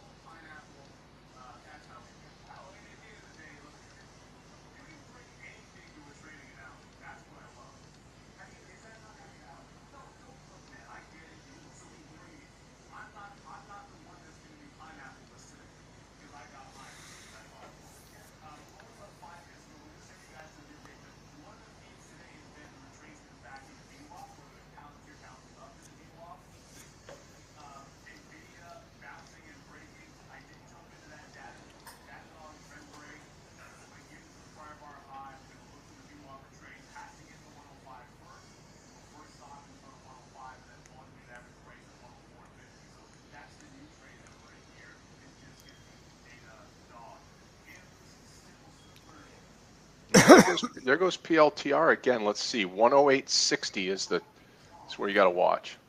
Nice move Whoa. on this Cake TTA.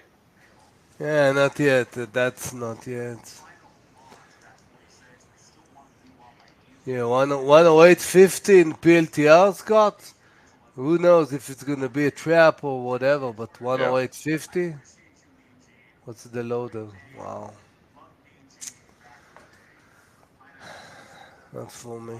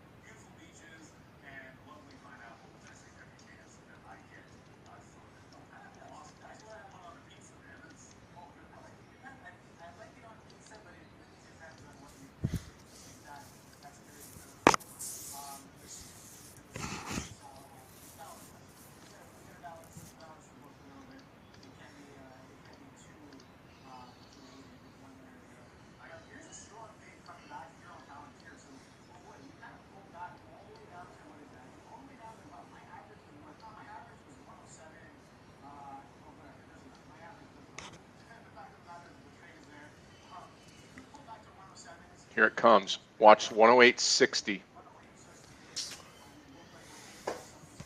There it goes. Interesting. Still a little bit hesitant here. Let's see. Volume needs to pick up and then chase the 110. Yeah, there you go. Okay. Through the VWAP. Come on, Hims. You're the only thing I have going right now.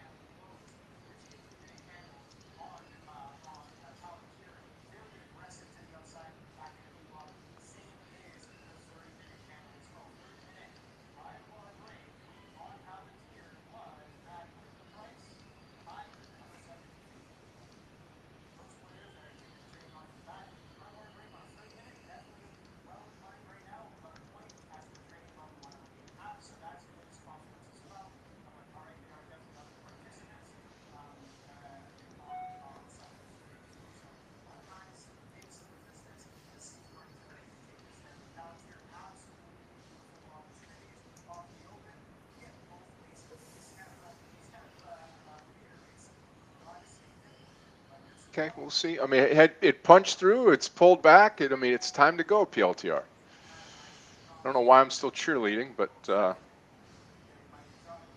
guilt has set in, I guess.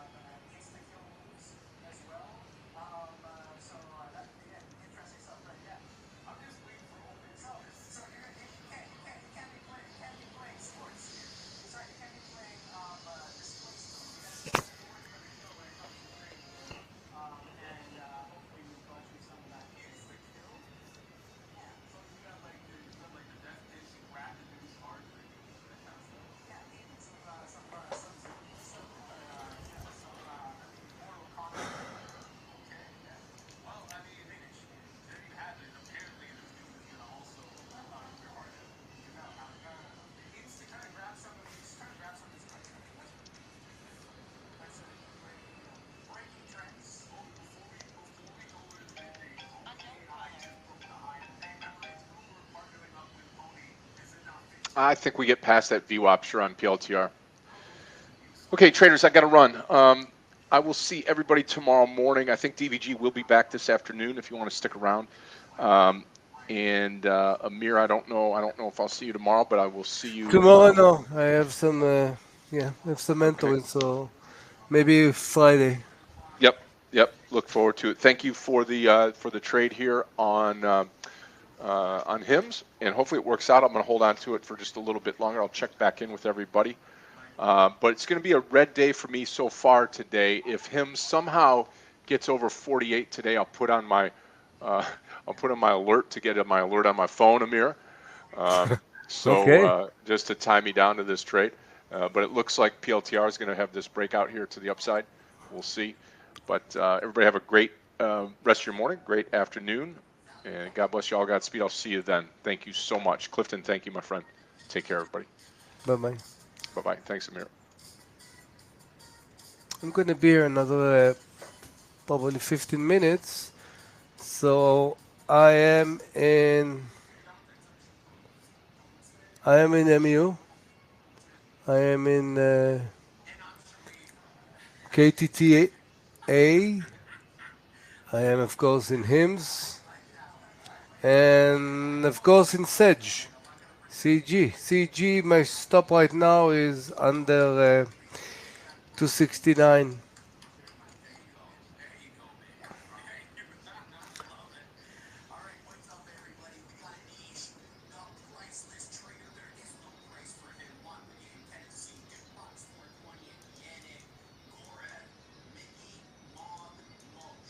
If you have any questions, guys, definitely we can use this 15 minutes. You know, if you want to see something you did, feel free.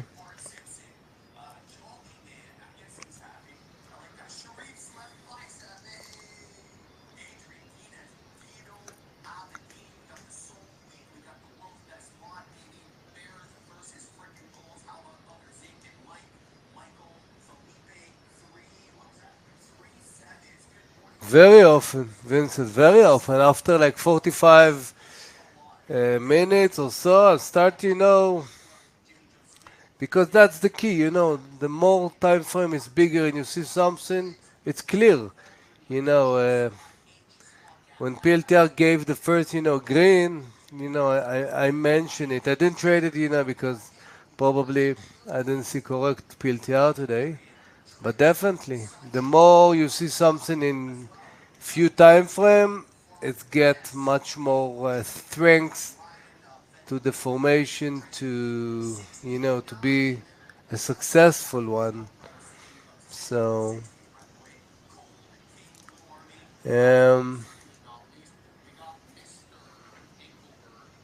if I'm even do lunch or even second part of the day, sometimes even not even I'm using the 30 minutes.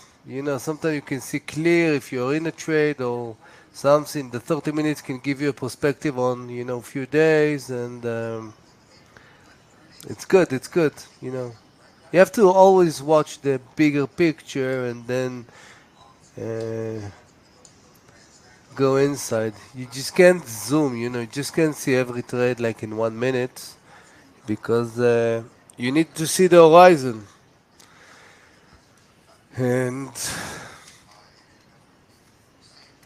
definitely interested day today. I did a lot of trades. Before getting, to analyze them and everything, definitely you can see the ratio between the risk reward and the winners, like CG, HIMS, and the loser. Just to understand, because I'm watching a lot of time, I'm working on this, risk units, depend on which trade. Like, let's say 3.5. I lost around a little bit more than 3 risk units total um, in PLTR, 3 trades. But in HIMS, we had like a 70 cents and it's like $3.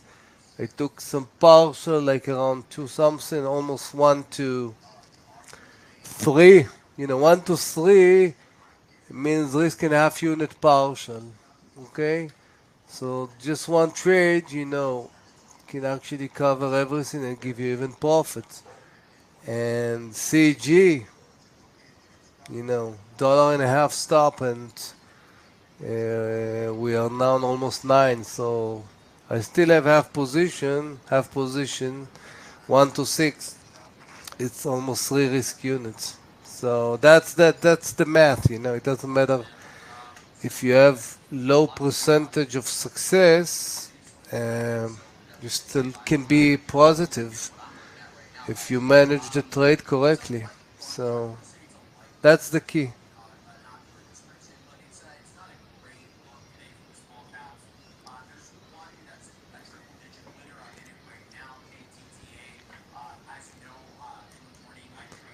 And like for example, KTTA,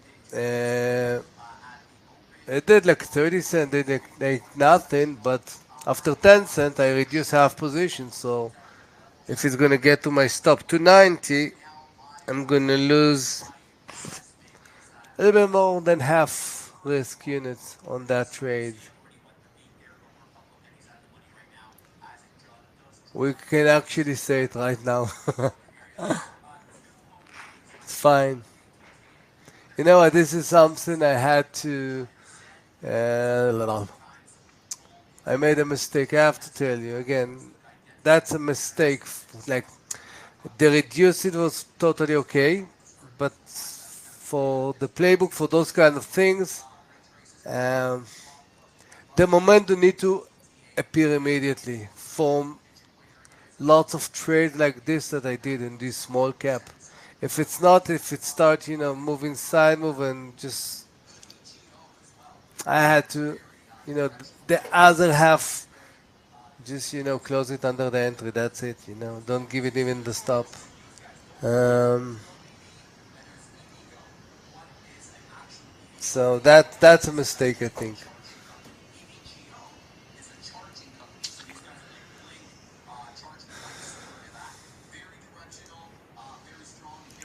More question, guys?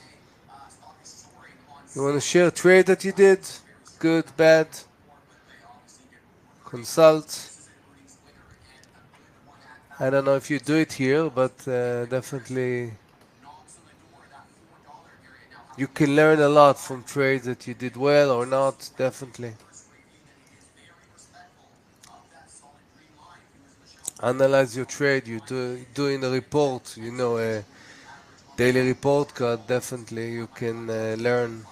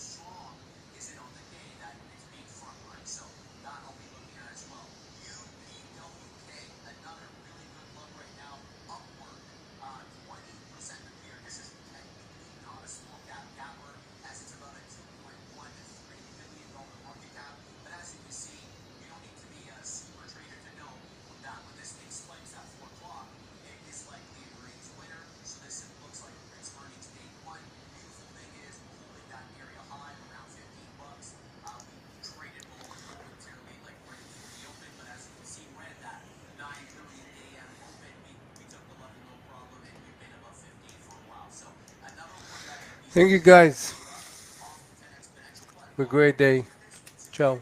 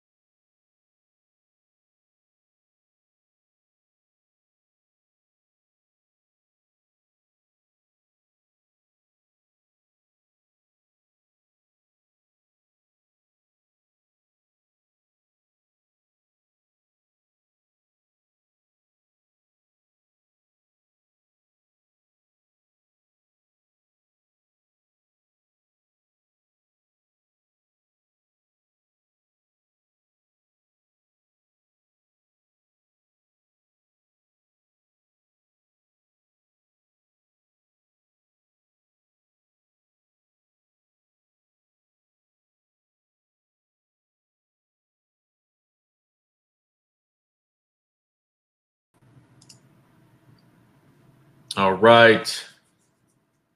How we doing?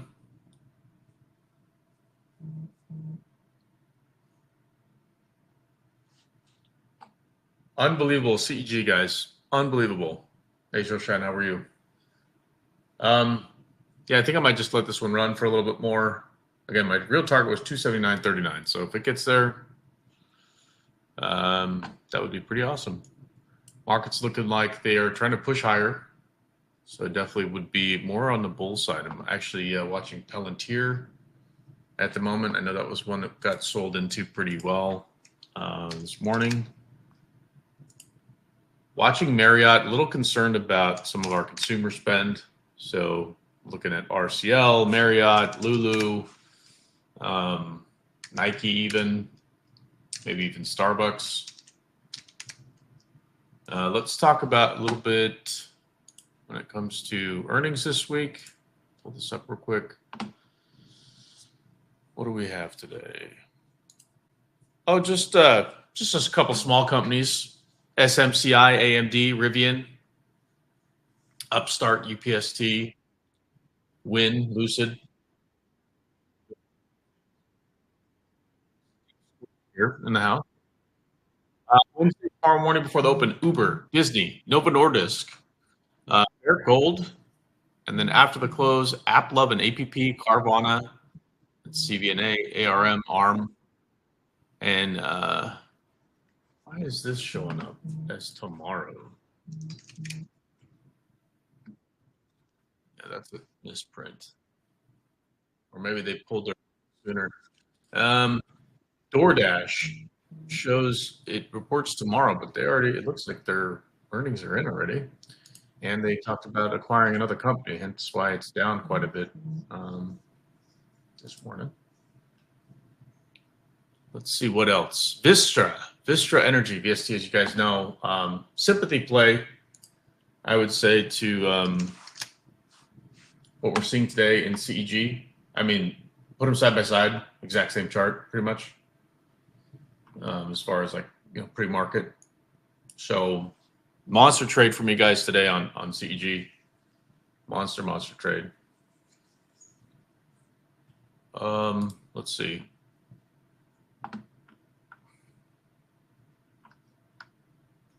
Yeah, I think I'm gonna hold these these put options on Netflix. Probably into tomorrow. I think I survived the pop today. If we get over today's highs, then I think I'll dump it. So let's call it 1150, and whatever it is, whatever the loss is the loss. I mean, it's not gonna be pretty, but that's okay. We made enough on CEG today to basically cover my week. Just a huge trade for me today. Let's look around too at Cheniere Energy reports later this week. That's stock ticker LNG.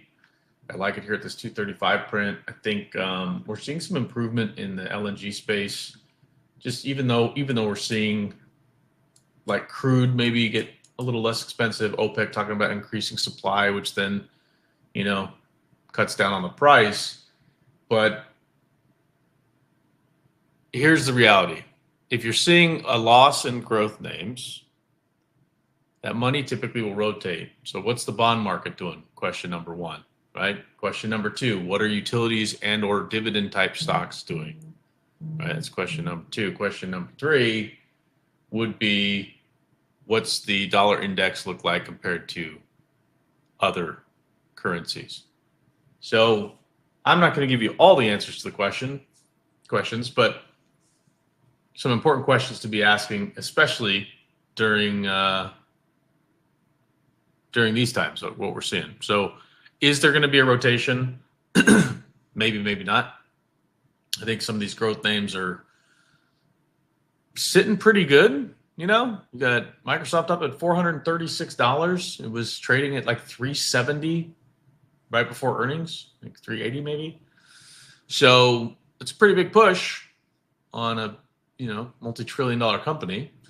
Amazon, kind of this 182 to 185 area has been kind of a magical level for liquidity. And what I'm finding is that some of these liquidity voids are common, So you think about fractal trading, a lot of like what we do is basically intraday, minute, 2 minute, 5 minute, 15 minute, 30 minute, whatever.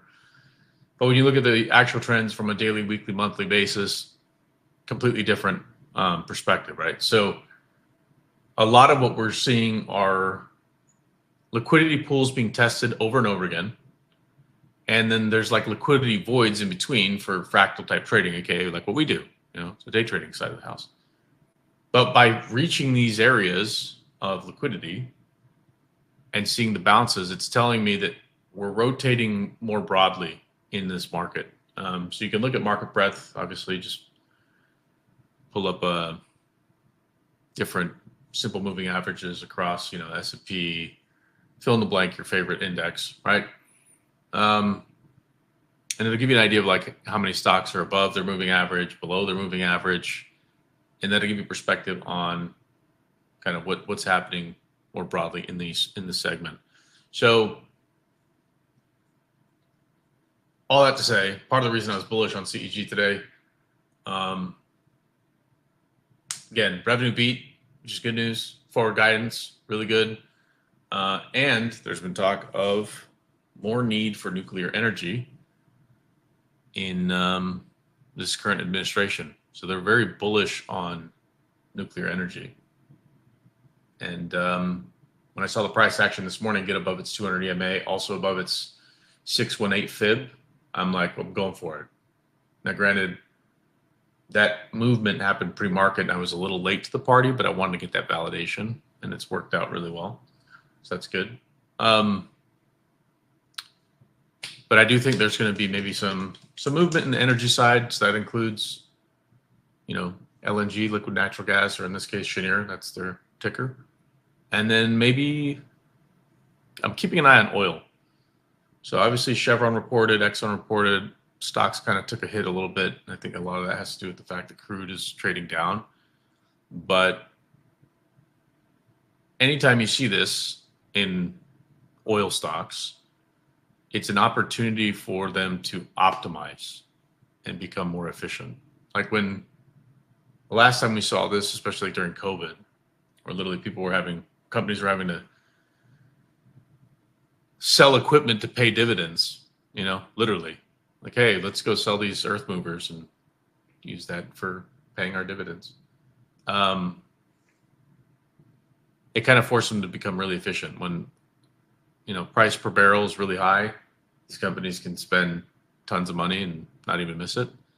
But this is going to be a forcing function, I think. So, not to mention liquid natural gas has kind of been, I don't want to say neglected, but a little bit overlooked. So I'm going to keep an eye on that. Like obviously once they report this week, let me find out the day they report. Where are you, Cheniere? They didn't report already. Yeah, Thursday before the open. So I'll be keeping an eye on LNG into that earnings report. What else are y'all watching? Let's talk shop a little bit. You guys got me here for probably another 15 minutes or so.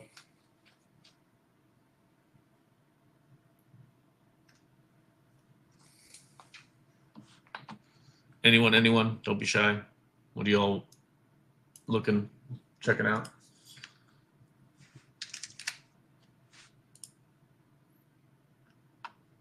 Coin reports this week too, I think. Yeah, Thursday after the close. So it could be interesting. You shorted Tesla from 276 again. Let me take a look. Michael P in the house. How you doing, Michael? Aloha. From 276. Okay. Curious. Why that level? You're looking at pre-market action, or we're trying to build a position and we get a nice downturn for you? Why'd you pick 276? NVIDIA. Man, it's wild. I haven't even looked at some of these names that trade like almost every single day. But Paul, you're short NVIDIA. Okay. Let me look at SMH. SMH trying to push session highs. Okay, that makes all right. Wow, AVGO doing well. No surprise. Qualcomm. I suppose AMD is going to have a big impact, right? They report today. So I do like that Tesla short. Let's see what it does here at the VWAP. Like the big, cue the disclaimer, do whatever you want, it's your money, right? It's not financial advice. But the big level we have to hold right now on the Qs is 481.91, so the line marked up, and then 559.79 on the SPY. So those are areas I'm watching at the moment. If we bounce out those levels and we continue to move higher, bulls are still, well in control. If we start to break that level, we could have some problems. We'll start having break of structure and then change the character, and then maybe we start moving lower. So I think these growth names have plenty to pull back from. Tesla, I liked short earlier today. I didn't take the short just because I was leaving for a little bit and didn't want to put on a short position on Tesla and then walk away because that could be a devastating loss potentially. So, you said good. Pre-market level, Michael. Yeah, I see it. It's part of the reason I was asking. A little bit of a layup for a question. So great entry. Only thing I didn't like on that particular, my entry would probably have been a little later, maybe 275.60 area. Just because that easily could have pushed higher, right? Higher high, higher low, higher high, higher low, so on and so forth. And then you could have been in trouble if it pushed up to that session high. But I'm glad it's working out. So awesome. Let's see.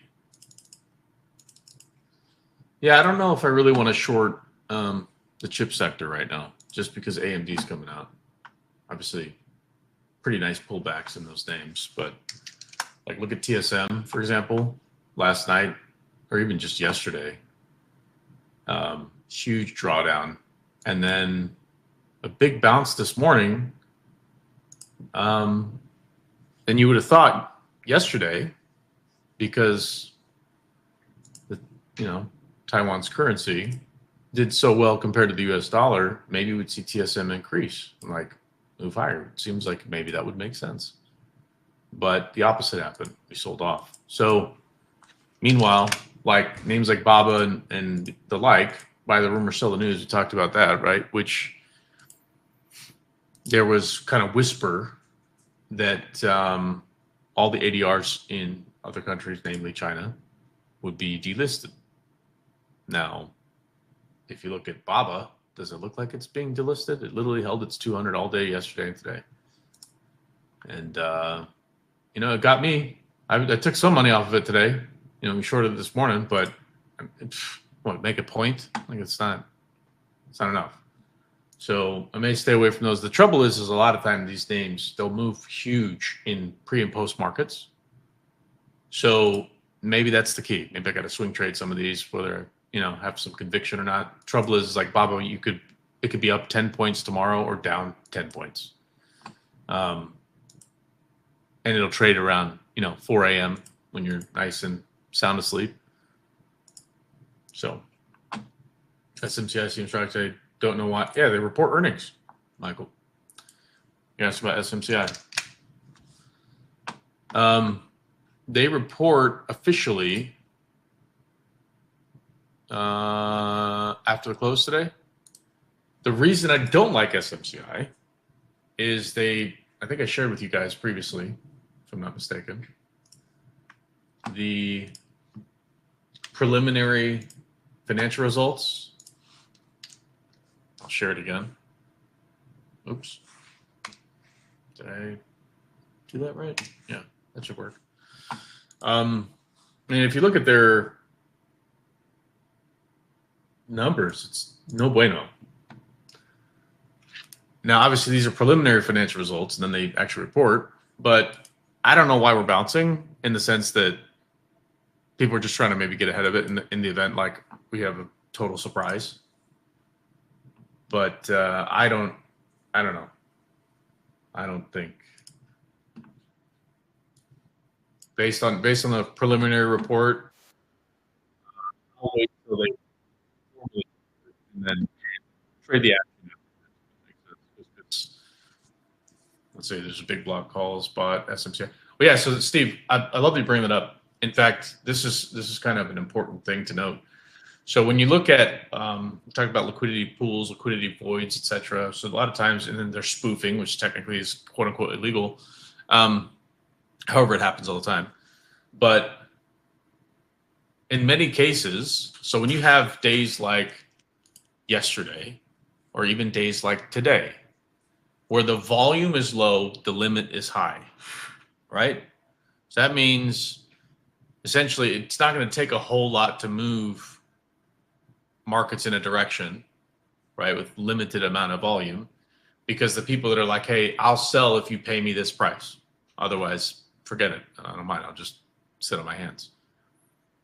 And a lot of times those movements can be done with options. So when you look at derivatives and market makers, they'll go, okay, cool. Like we know this person's willing to buy 300,000 shares up at this price. If we get there, well, how do we get there? Well, go limit high. And then, anybody that buys in has to buy at these prices. So, and then the opposite is true for the inverse of that. So when we talk about liquidity pools, if you guys are not familiar with it, I highly recommend. I mean, there's plenty of stuff you can, I'm sure, find on the internet, but it's an important topic to understand, like how liquidity pools work versus liquidity voids, and understanding the fractal nature that, frankly, as we're day traders, we're using fractals versus overall macro trends. Macro trends would be, again, the daily, weekly, monthly type trends. More often than not, right, we're in there at like 276, right, versus like shorting at whatever 290 and then waiting to hit 250 for whatever period of time, right? Like we're going in and out of these trades pretty frequently. So anyway, all that to say, if you're not familiar with liquidity and you're trying to understand, like everybody talks about it and everybody's like, oh yeah, liquidity pool and liquidity sweep and a liquidity this. And most of them don't even know what the heck they're talking about. They're using buzzwords. But understanding the mechanics of liquidity in markets is going to be super important. Again, take it as a homework assignment. You don't have to do it. Obviously, it's not financial advice, but in the spirit of always trying to learn in this business, it is important to understand that, so that when you see levels getting respected, it's not just lines on a chart.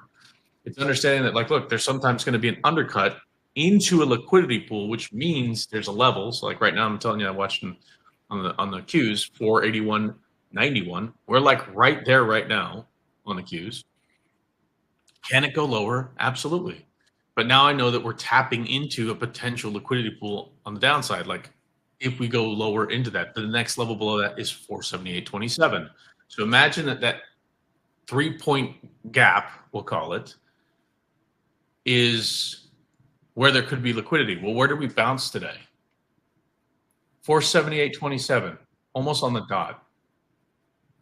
478.19, it bounced. So understanding like where these levels are, obviously market the charts however you want, trade however you want. It's not financial advice. I'm not telling you what to do.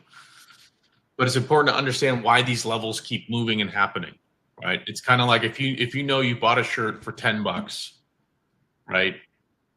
And you want to buy another shirt and you go back to the store and they're $30, you're like, well, wait a minute, I'm going to wait till they go back to $10. And when they go back to $10, I'm going to buy 50 of them or 10 of them, whatever, right?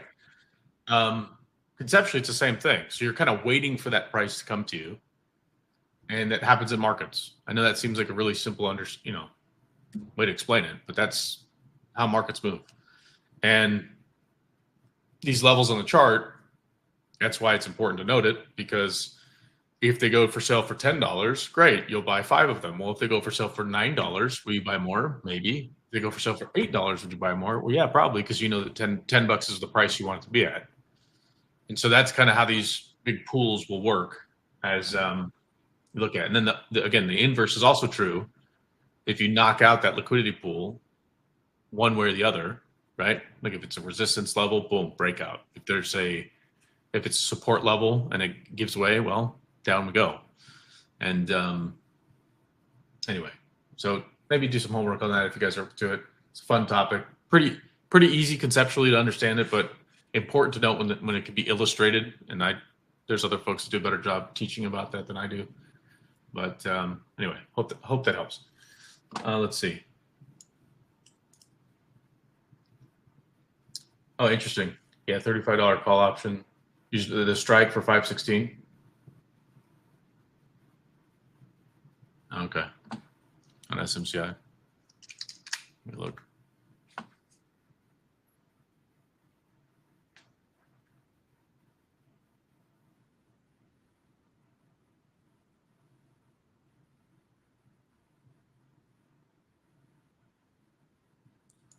$516.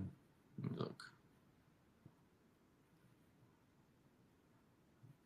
Yeah, there's not enough. I mean, there's 32,000 in open interest, which is not uncommon for the following. At 30 and a half, you have 45,000 in open interest.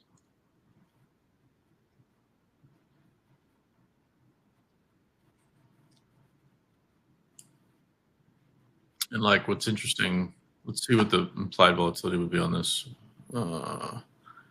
What's the price on this? 32.50. Perfect, right on the dot.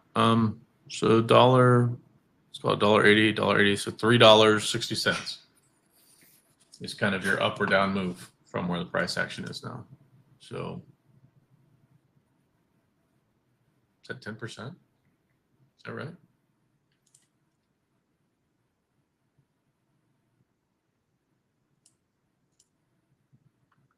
Wow, there's a lot of volatility actually.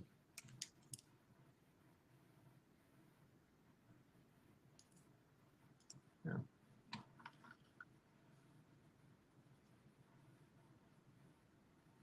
%8. Steve, are you? Oh, so you're bullish SMCI. Sounds like. Good luck. Awesome. Well, then I hope they blow their numbers out and you crush. You following the flow? Yeah, I get it. I get it. Only trouble right now is 15.8 million in trade today. Average is about 46 million. It's a little bit lighter than normal, but good news is Qs are holding that 481.91 pretty well right now. So let's see if it continues to hold. Maybe we have a shot moving higher. If we don't, then we get a subtle pullback here. Can you guys believe this CEG trade, guys? It's at 274 now. I'm going to be forced to take 30 shares off, and I'll let the 20 do whatever it wants. Freaking awesome. Truly, just unbelievable. 16 points, 15 and a half points on a $200 stock. Come on. Sometimes you just need one trade.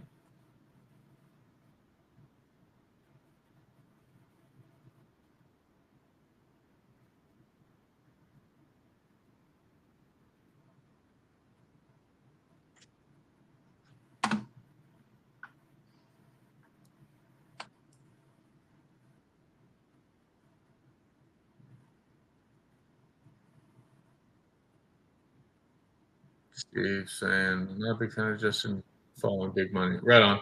Yep. I get it. I'm smart. Again, the big thing for me is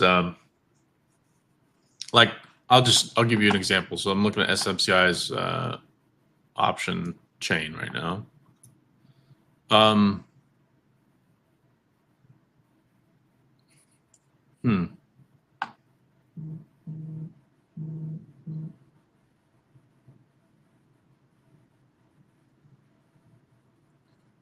Yeah, for it being earnings, like let me pull up AMD, see if that looks any different. Okay, so pull up AMD's option chain versus SMCI's option chain as an example. So and I'm looking at May 9th. It sounds like, Steve, you're using that, right? You're using option chains, it sounds like.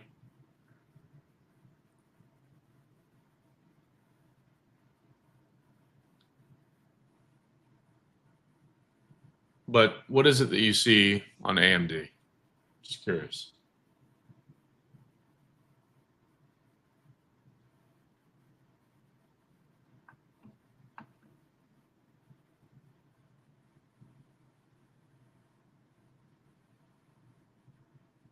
There's no way, guys. My price target on CEG was 279.39, if you can believe it. We're at 275.44. Wow. Well, Steve, anyway, the reason I'm talking about AMD, you can kind of see where the volume is. So, like as an example, you see like 9,000 contracts are executed at in the volume perspective at $100, 105, 110, kind of the big levels, right? So for me, that looks like okay. There's people trying to force that price to stay within those parameters. Now, delta gamma are going to go nuts if you go above those levels in either direction or below, right? But then look at the put side, right? Like as far as volume is concerned, there's a lot more by dollar, but not by level. If that makes sense. And so like with something like an AMD, I think there's like if I go out to May 16th even, there's not nearly as many from a volume perspective. So this is it's going to be a short-term move for AMD that will directionally push, SMH, NVIDIA, fill in the blank. So this tells me like there's a short-term play, total hedge, push markets in a direction. Ideally, their aim is higher, so they're planning on AMD to beat. That's how it looks anyway. Or more people think that that's the case. And then if we do, then you start looking at names like NVIDIA and then compare and contrast. Let's just use the 9th. Look at the volume on those numbers for NVIDIA. Call versus put. 38,900 at the 110 level on NVIDIA. Didn't one of you guys short NVIDIA?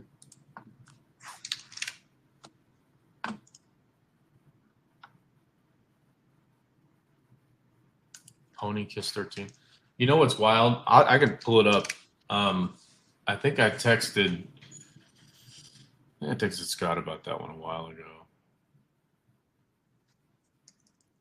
Oh shoot, I'm getting a call right now, guys. Let me take this. I'll be back. Give me a sec.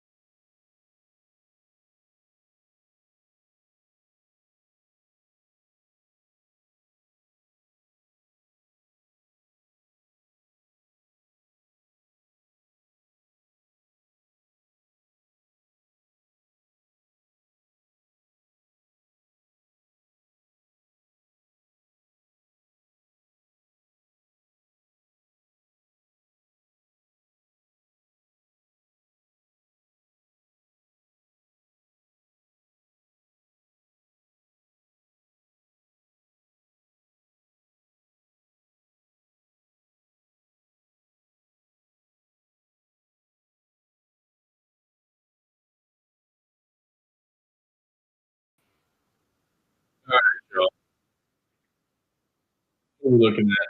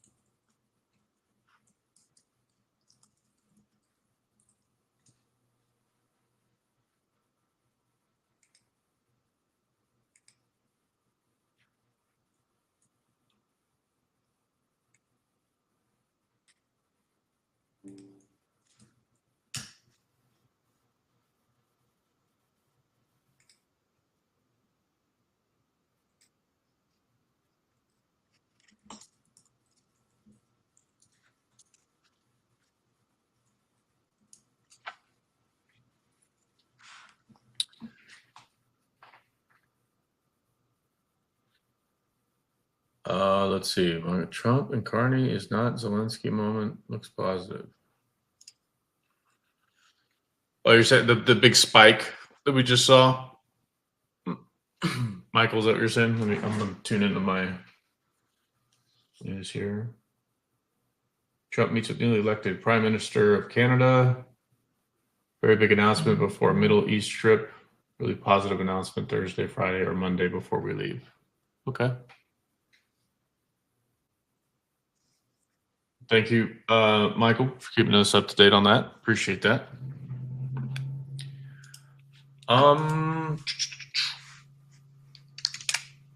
Guys, CEG's at 276.80. I know you guys are tired of hearing about it, but that's unbelievable. Unbelievable. 18 points. Let's go.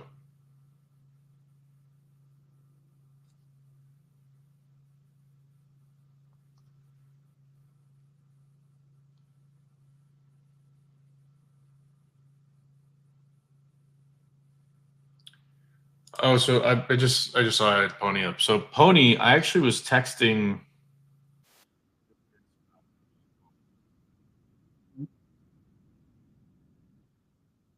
It was 3 weeks ago. Let me see.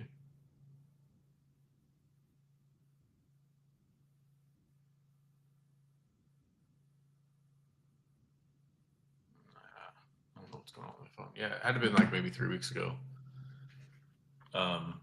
I'm like, hey, I think Pony's gonna have a big pop here at some point. I think it was down at like $6 or $7. Oh, there it is. Yeah, it was even less than that. So what day was that? April 23rd. And it was at like $5 or $6. And look at it go now. I don't know though.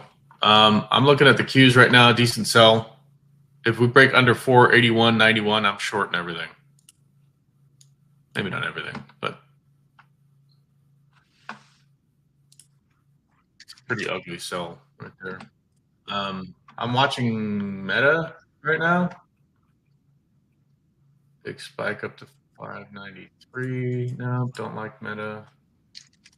Amazon. As much as I love that stock, not Google. Google, interesting. That could be an interesting short here. Pretty tight stop. 1 point stop.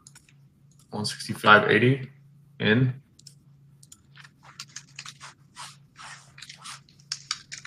There we go. Short Goog. Stop loss will be literally right over that big spike. So it's about a point, 90 cents.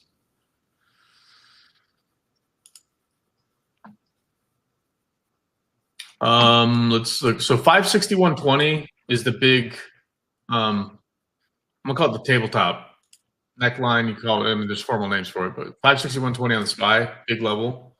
We went through it, tried to hold it, broke through it, got above it, try to hold it. Let's see if we hold it this time. If we do, you know, maybe we get bullish, you know, but only reason I'm looking at Google is there's, again, talks of the US trying to force them to get rid of parts of their business and force sell like the ads business. which will be interesting to see with App Levins. APP is the stock ticker there. To see what they report this week, which will be Wednesday after the close.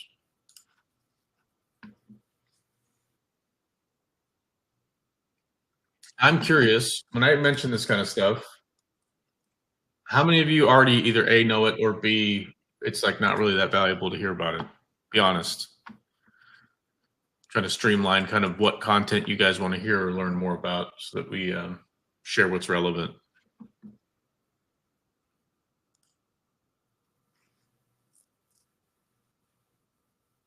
Justin, cool. Right on.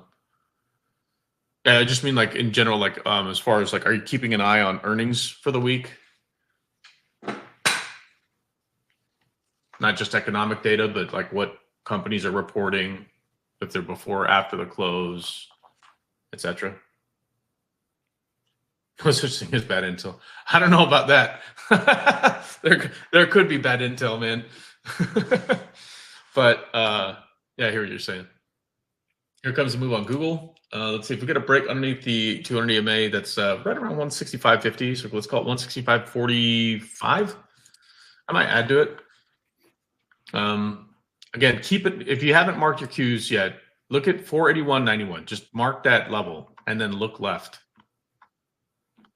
It'll blow your mind how important that level is. And again, it doesn't have to be just to the cent, but draw a little, rectangle around that area, give or take a few cents, 10, 20 cents, and look what happens to price action there. So if we break that right now, I'm watching the Qs right next to my Google position. We managed to take some off of CEG. I've got runners left. I've moved my stop. I cannot lose on this trade, guys. So CEG, I'll be done talking about that for today. I still do have my put options on Netflix that expire Friday, which, whatever. I'll hang on to those.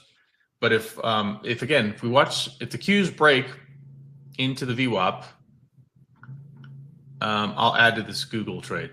If it doesn't, then I'm not adding to the Google trade. That's how important the indices are for me as far as I'm watching the Qs more so than I am watching Google as for the movement. And if we see a break underneath that 200 EMA, again, 478.27 is the next logical level to the downside. So that's, 4 points, 1% on the Qs ish, 0.89%, whatever it is. But again, my risk here is 90 cents. My reward here could be close to $1, $1.50. So I don't love the return there per se, but it's a smaller share size. It's in the afternoon session. I want to pick up something that kind of goes against this EG long that I've had. And in the event we do break lower, great. If not, I'll probably go long something like a Microsoft.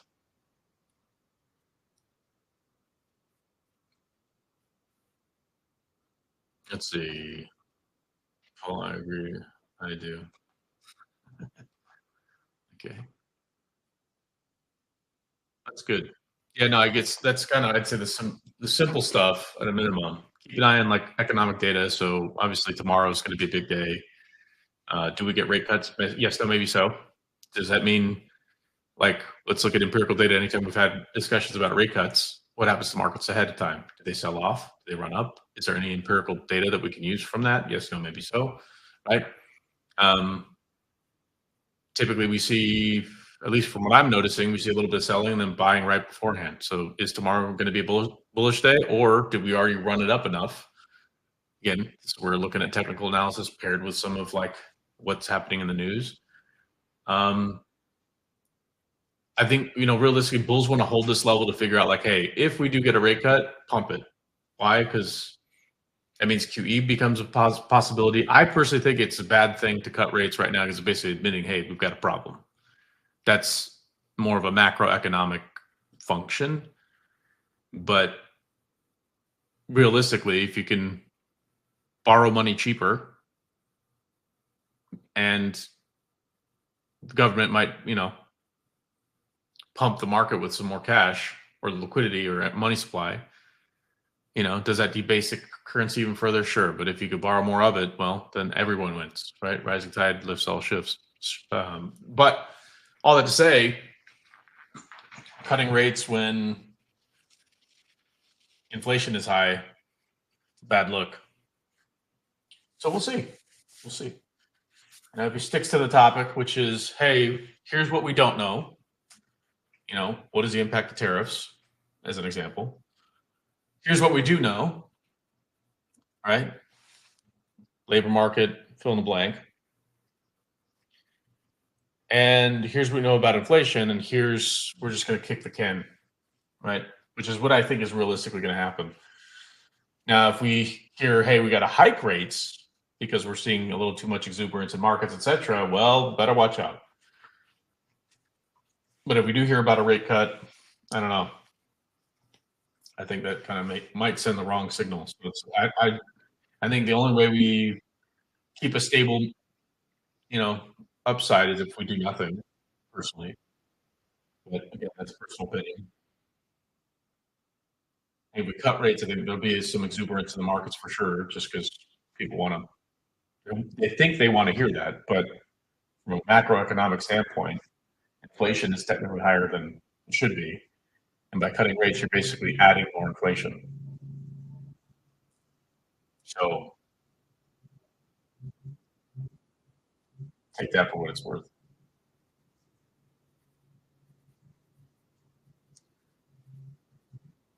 But like if you look at even like this area, if you look at your charts and stuff, this area is a big level of liquidity. Just look left. In the spirit of what we talked about before, looking up liquidity, spend some time, do some homework tonight, spend an hour, maybe 2 hours. Watch it over lunch or something, dinner. But it makes sense for people to want to either hold this level or dump at this level. So holding this level into tomorrow, we saw what happened even pre-market.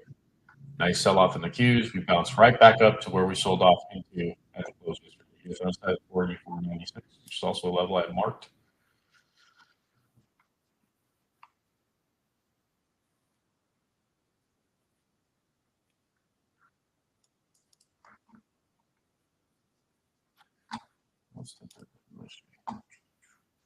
There's this, yes. There's that, yes. There's that.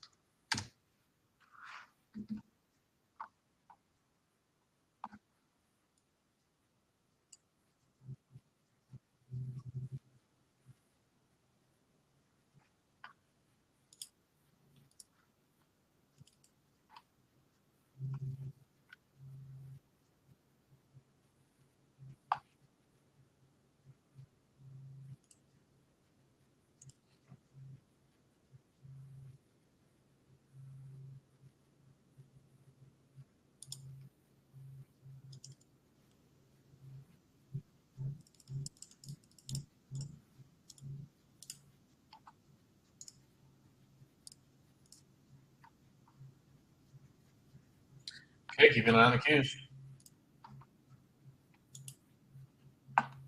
Are you guys watching this? So if you don't have anything else on your chart, all right, pull up the Qs, snap a horizontal line, 41.91, put up a VWAP and a 200 EMA. Can you tell me what you see? 1 minute chart.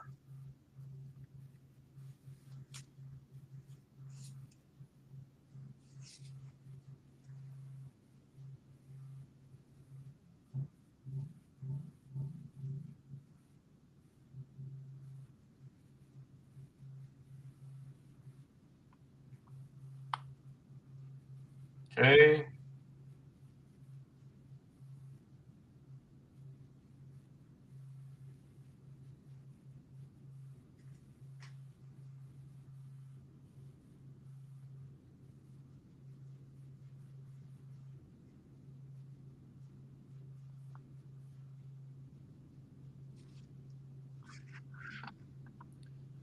Palantir not getting the love today, huh?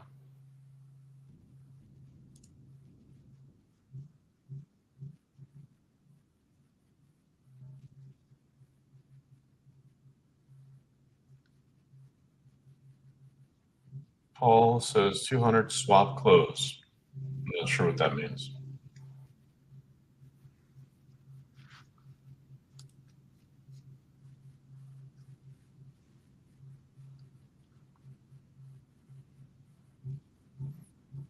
Yeah, so you have your pre-market, post-market charts up, Paul?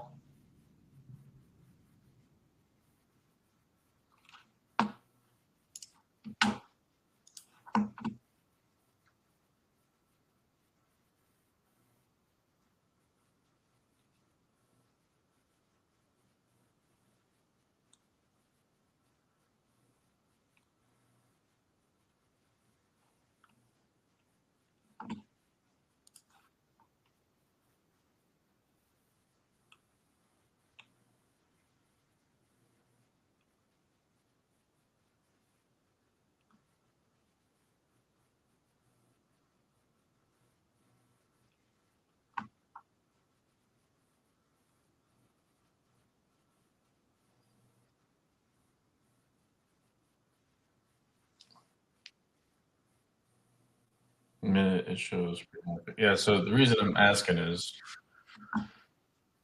so 481.91, again, you could argue it's 482 or whatever. I try to look at, highest level volume in a specific price and mark those. A lot of times you guys will see my charts like, oh my God, there's so many lines. But part of it is I look at, I use my own version of color coding, which that's a whole other thing. But fundamentally, like 481.91 is a big level that I've been keeping a very close eye on.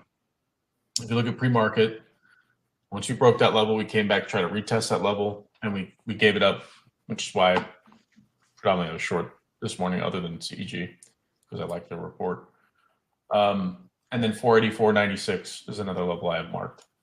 But the reason I asked about pulling up a 200 EMA and a VWAP along with 481.91, now that we're above that level, you notice how it's becoming a floor. We just keep bouncing off that number, right? And then now that we're closely closing into the 200, we're getting more. That's more confirmation that if we hold that level, bulls are gonna take off. We'll probably put a new session high. Okay. Now it's unfortunate because I'm short. Let's say in this example, Google, right? But I know how important that floor is. If we break that floor, then down we go. Okay. If we hold this level, I'll eat, 60, 70 cent loss on Google with a smaller share size, but then I'll go long something like Microsoft, which is up here at the highs. 437 I know is just a big round number for Microsoft. The next level above that would be like 440. So risk 70 cents to make 4 points on a different trade. That totally works for me. I don't mind. But I'm watching the Qs as my indicator for those two stocks in this example. In fact, I may take Microsoft long here just because 436.50. Let's see.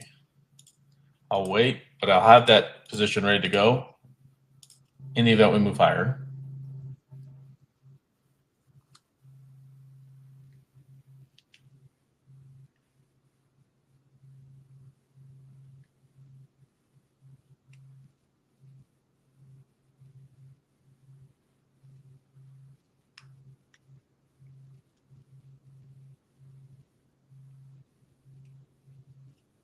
And so the reason Paul was showing that is, pre-market, or, earlier in the day, you would never really look to that. But if you on my charts, if you guys had this here, I'll just share my screen here, but bottom end, we talked about it this morning, even pre-market, right? 478.27 to the downside. Next logical level, we bounce. Where did we bounce today? What's the low of the day? 478.19. So you're off by what, 9 cents, right? There we bounced, and the next target would have been 481.91, which we also talked about pre-market. And they said we'd have to hold that if bulls want to remain in control. Ever since we've got above that level, we've done nothing but support. Like it's become support. So for the bulls, you want to see them hold that level. For the bear's sake, you want to see that completely shatter and then go visit 478.27 again. By the way, Pony, who's in that trade, by the way?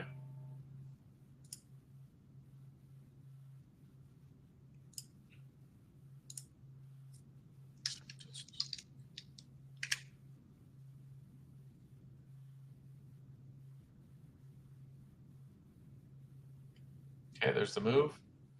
It might be a little late to the party on this Microsoft trade, but let me do a market order here. I'll get a small size here. Okay. Small size, just got 436.80. We're in.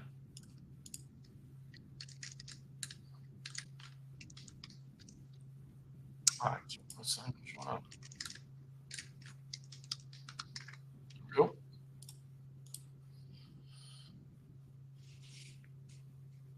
So if we get the push, awesome. I dump Google, hold Microsoft or add. If we move lower, my stop is literally right under the close on Microsoft. Because we're going to make a decision here very soon. And the decision is, do we sell and sell off, or 561.20 is my SPY's version is 561.20 of the 481.91, like critical level.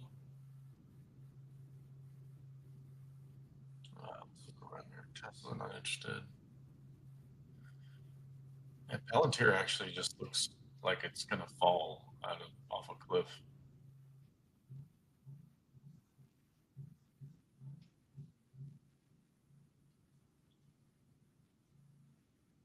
All right, y'all. Well, look, I'm going to head out for the day. Look, overall, incredible day. Thanks to CEG. I mean, monster trade for me. I felt my stop loss was pretty tight, but fundamentally, I have trades for both directions with high risk, low risk, high reward on both. And if they, they both get stopped out, that's fine. Like, I'm not going to risk a ton into the rest of the session. It looks like we're slowing down. We should make a decision here coming up based on overall just market dynamics and movement. Keeping an eye on Tesla. Like, do I trade it? I don't love it. Volume's kind of low today. To definitely trade safe. We're still in that market where size matters, principles matter, pay yourself first, so on and so forth. Respect your stop losses. But yeah, nothing's really jumping off the page right now.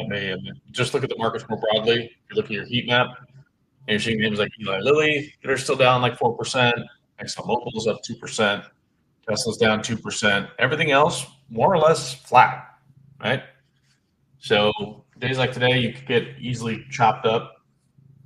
And names like Pony, for example, like for those of you guys who took that trade early on, congrats, great.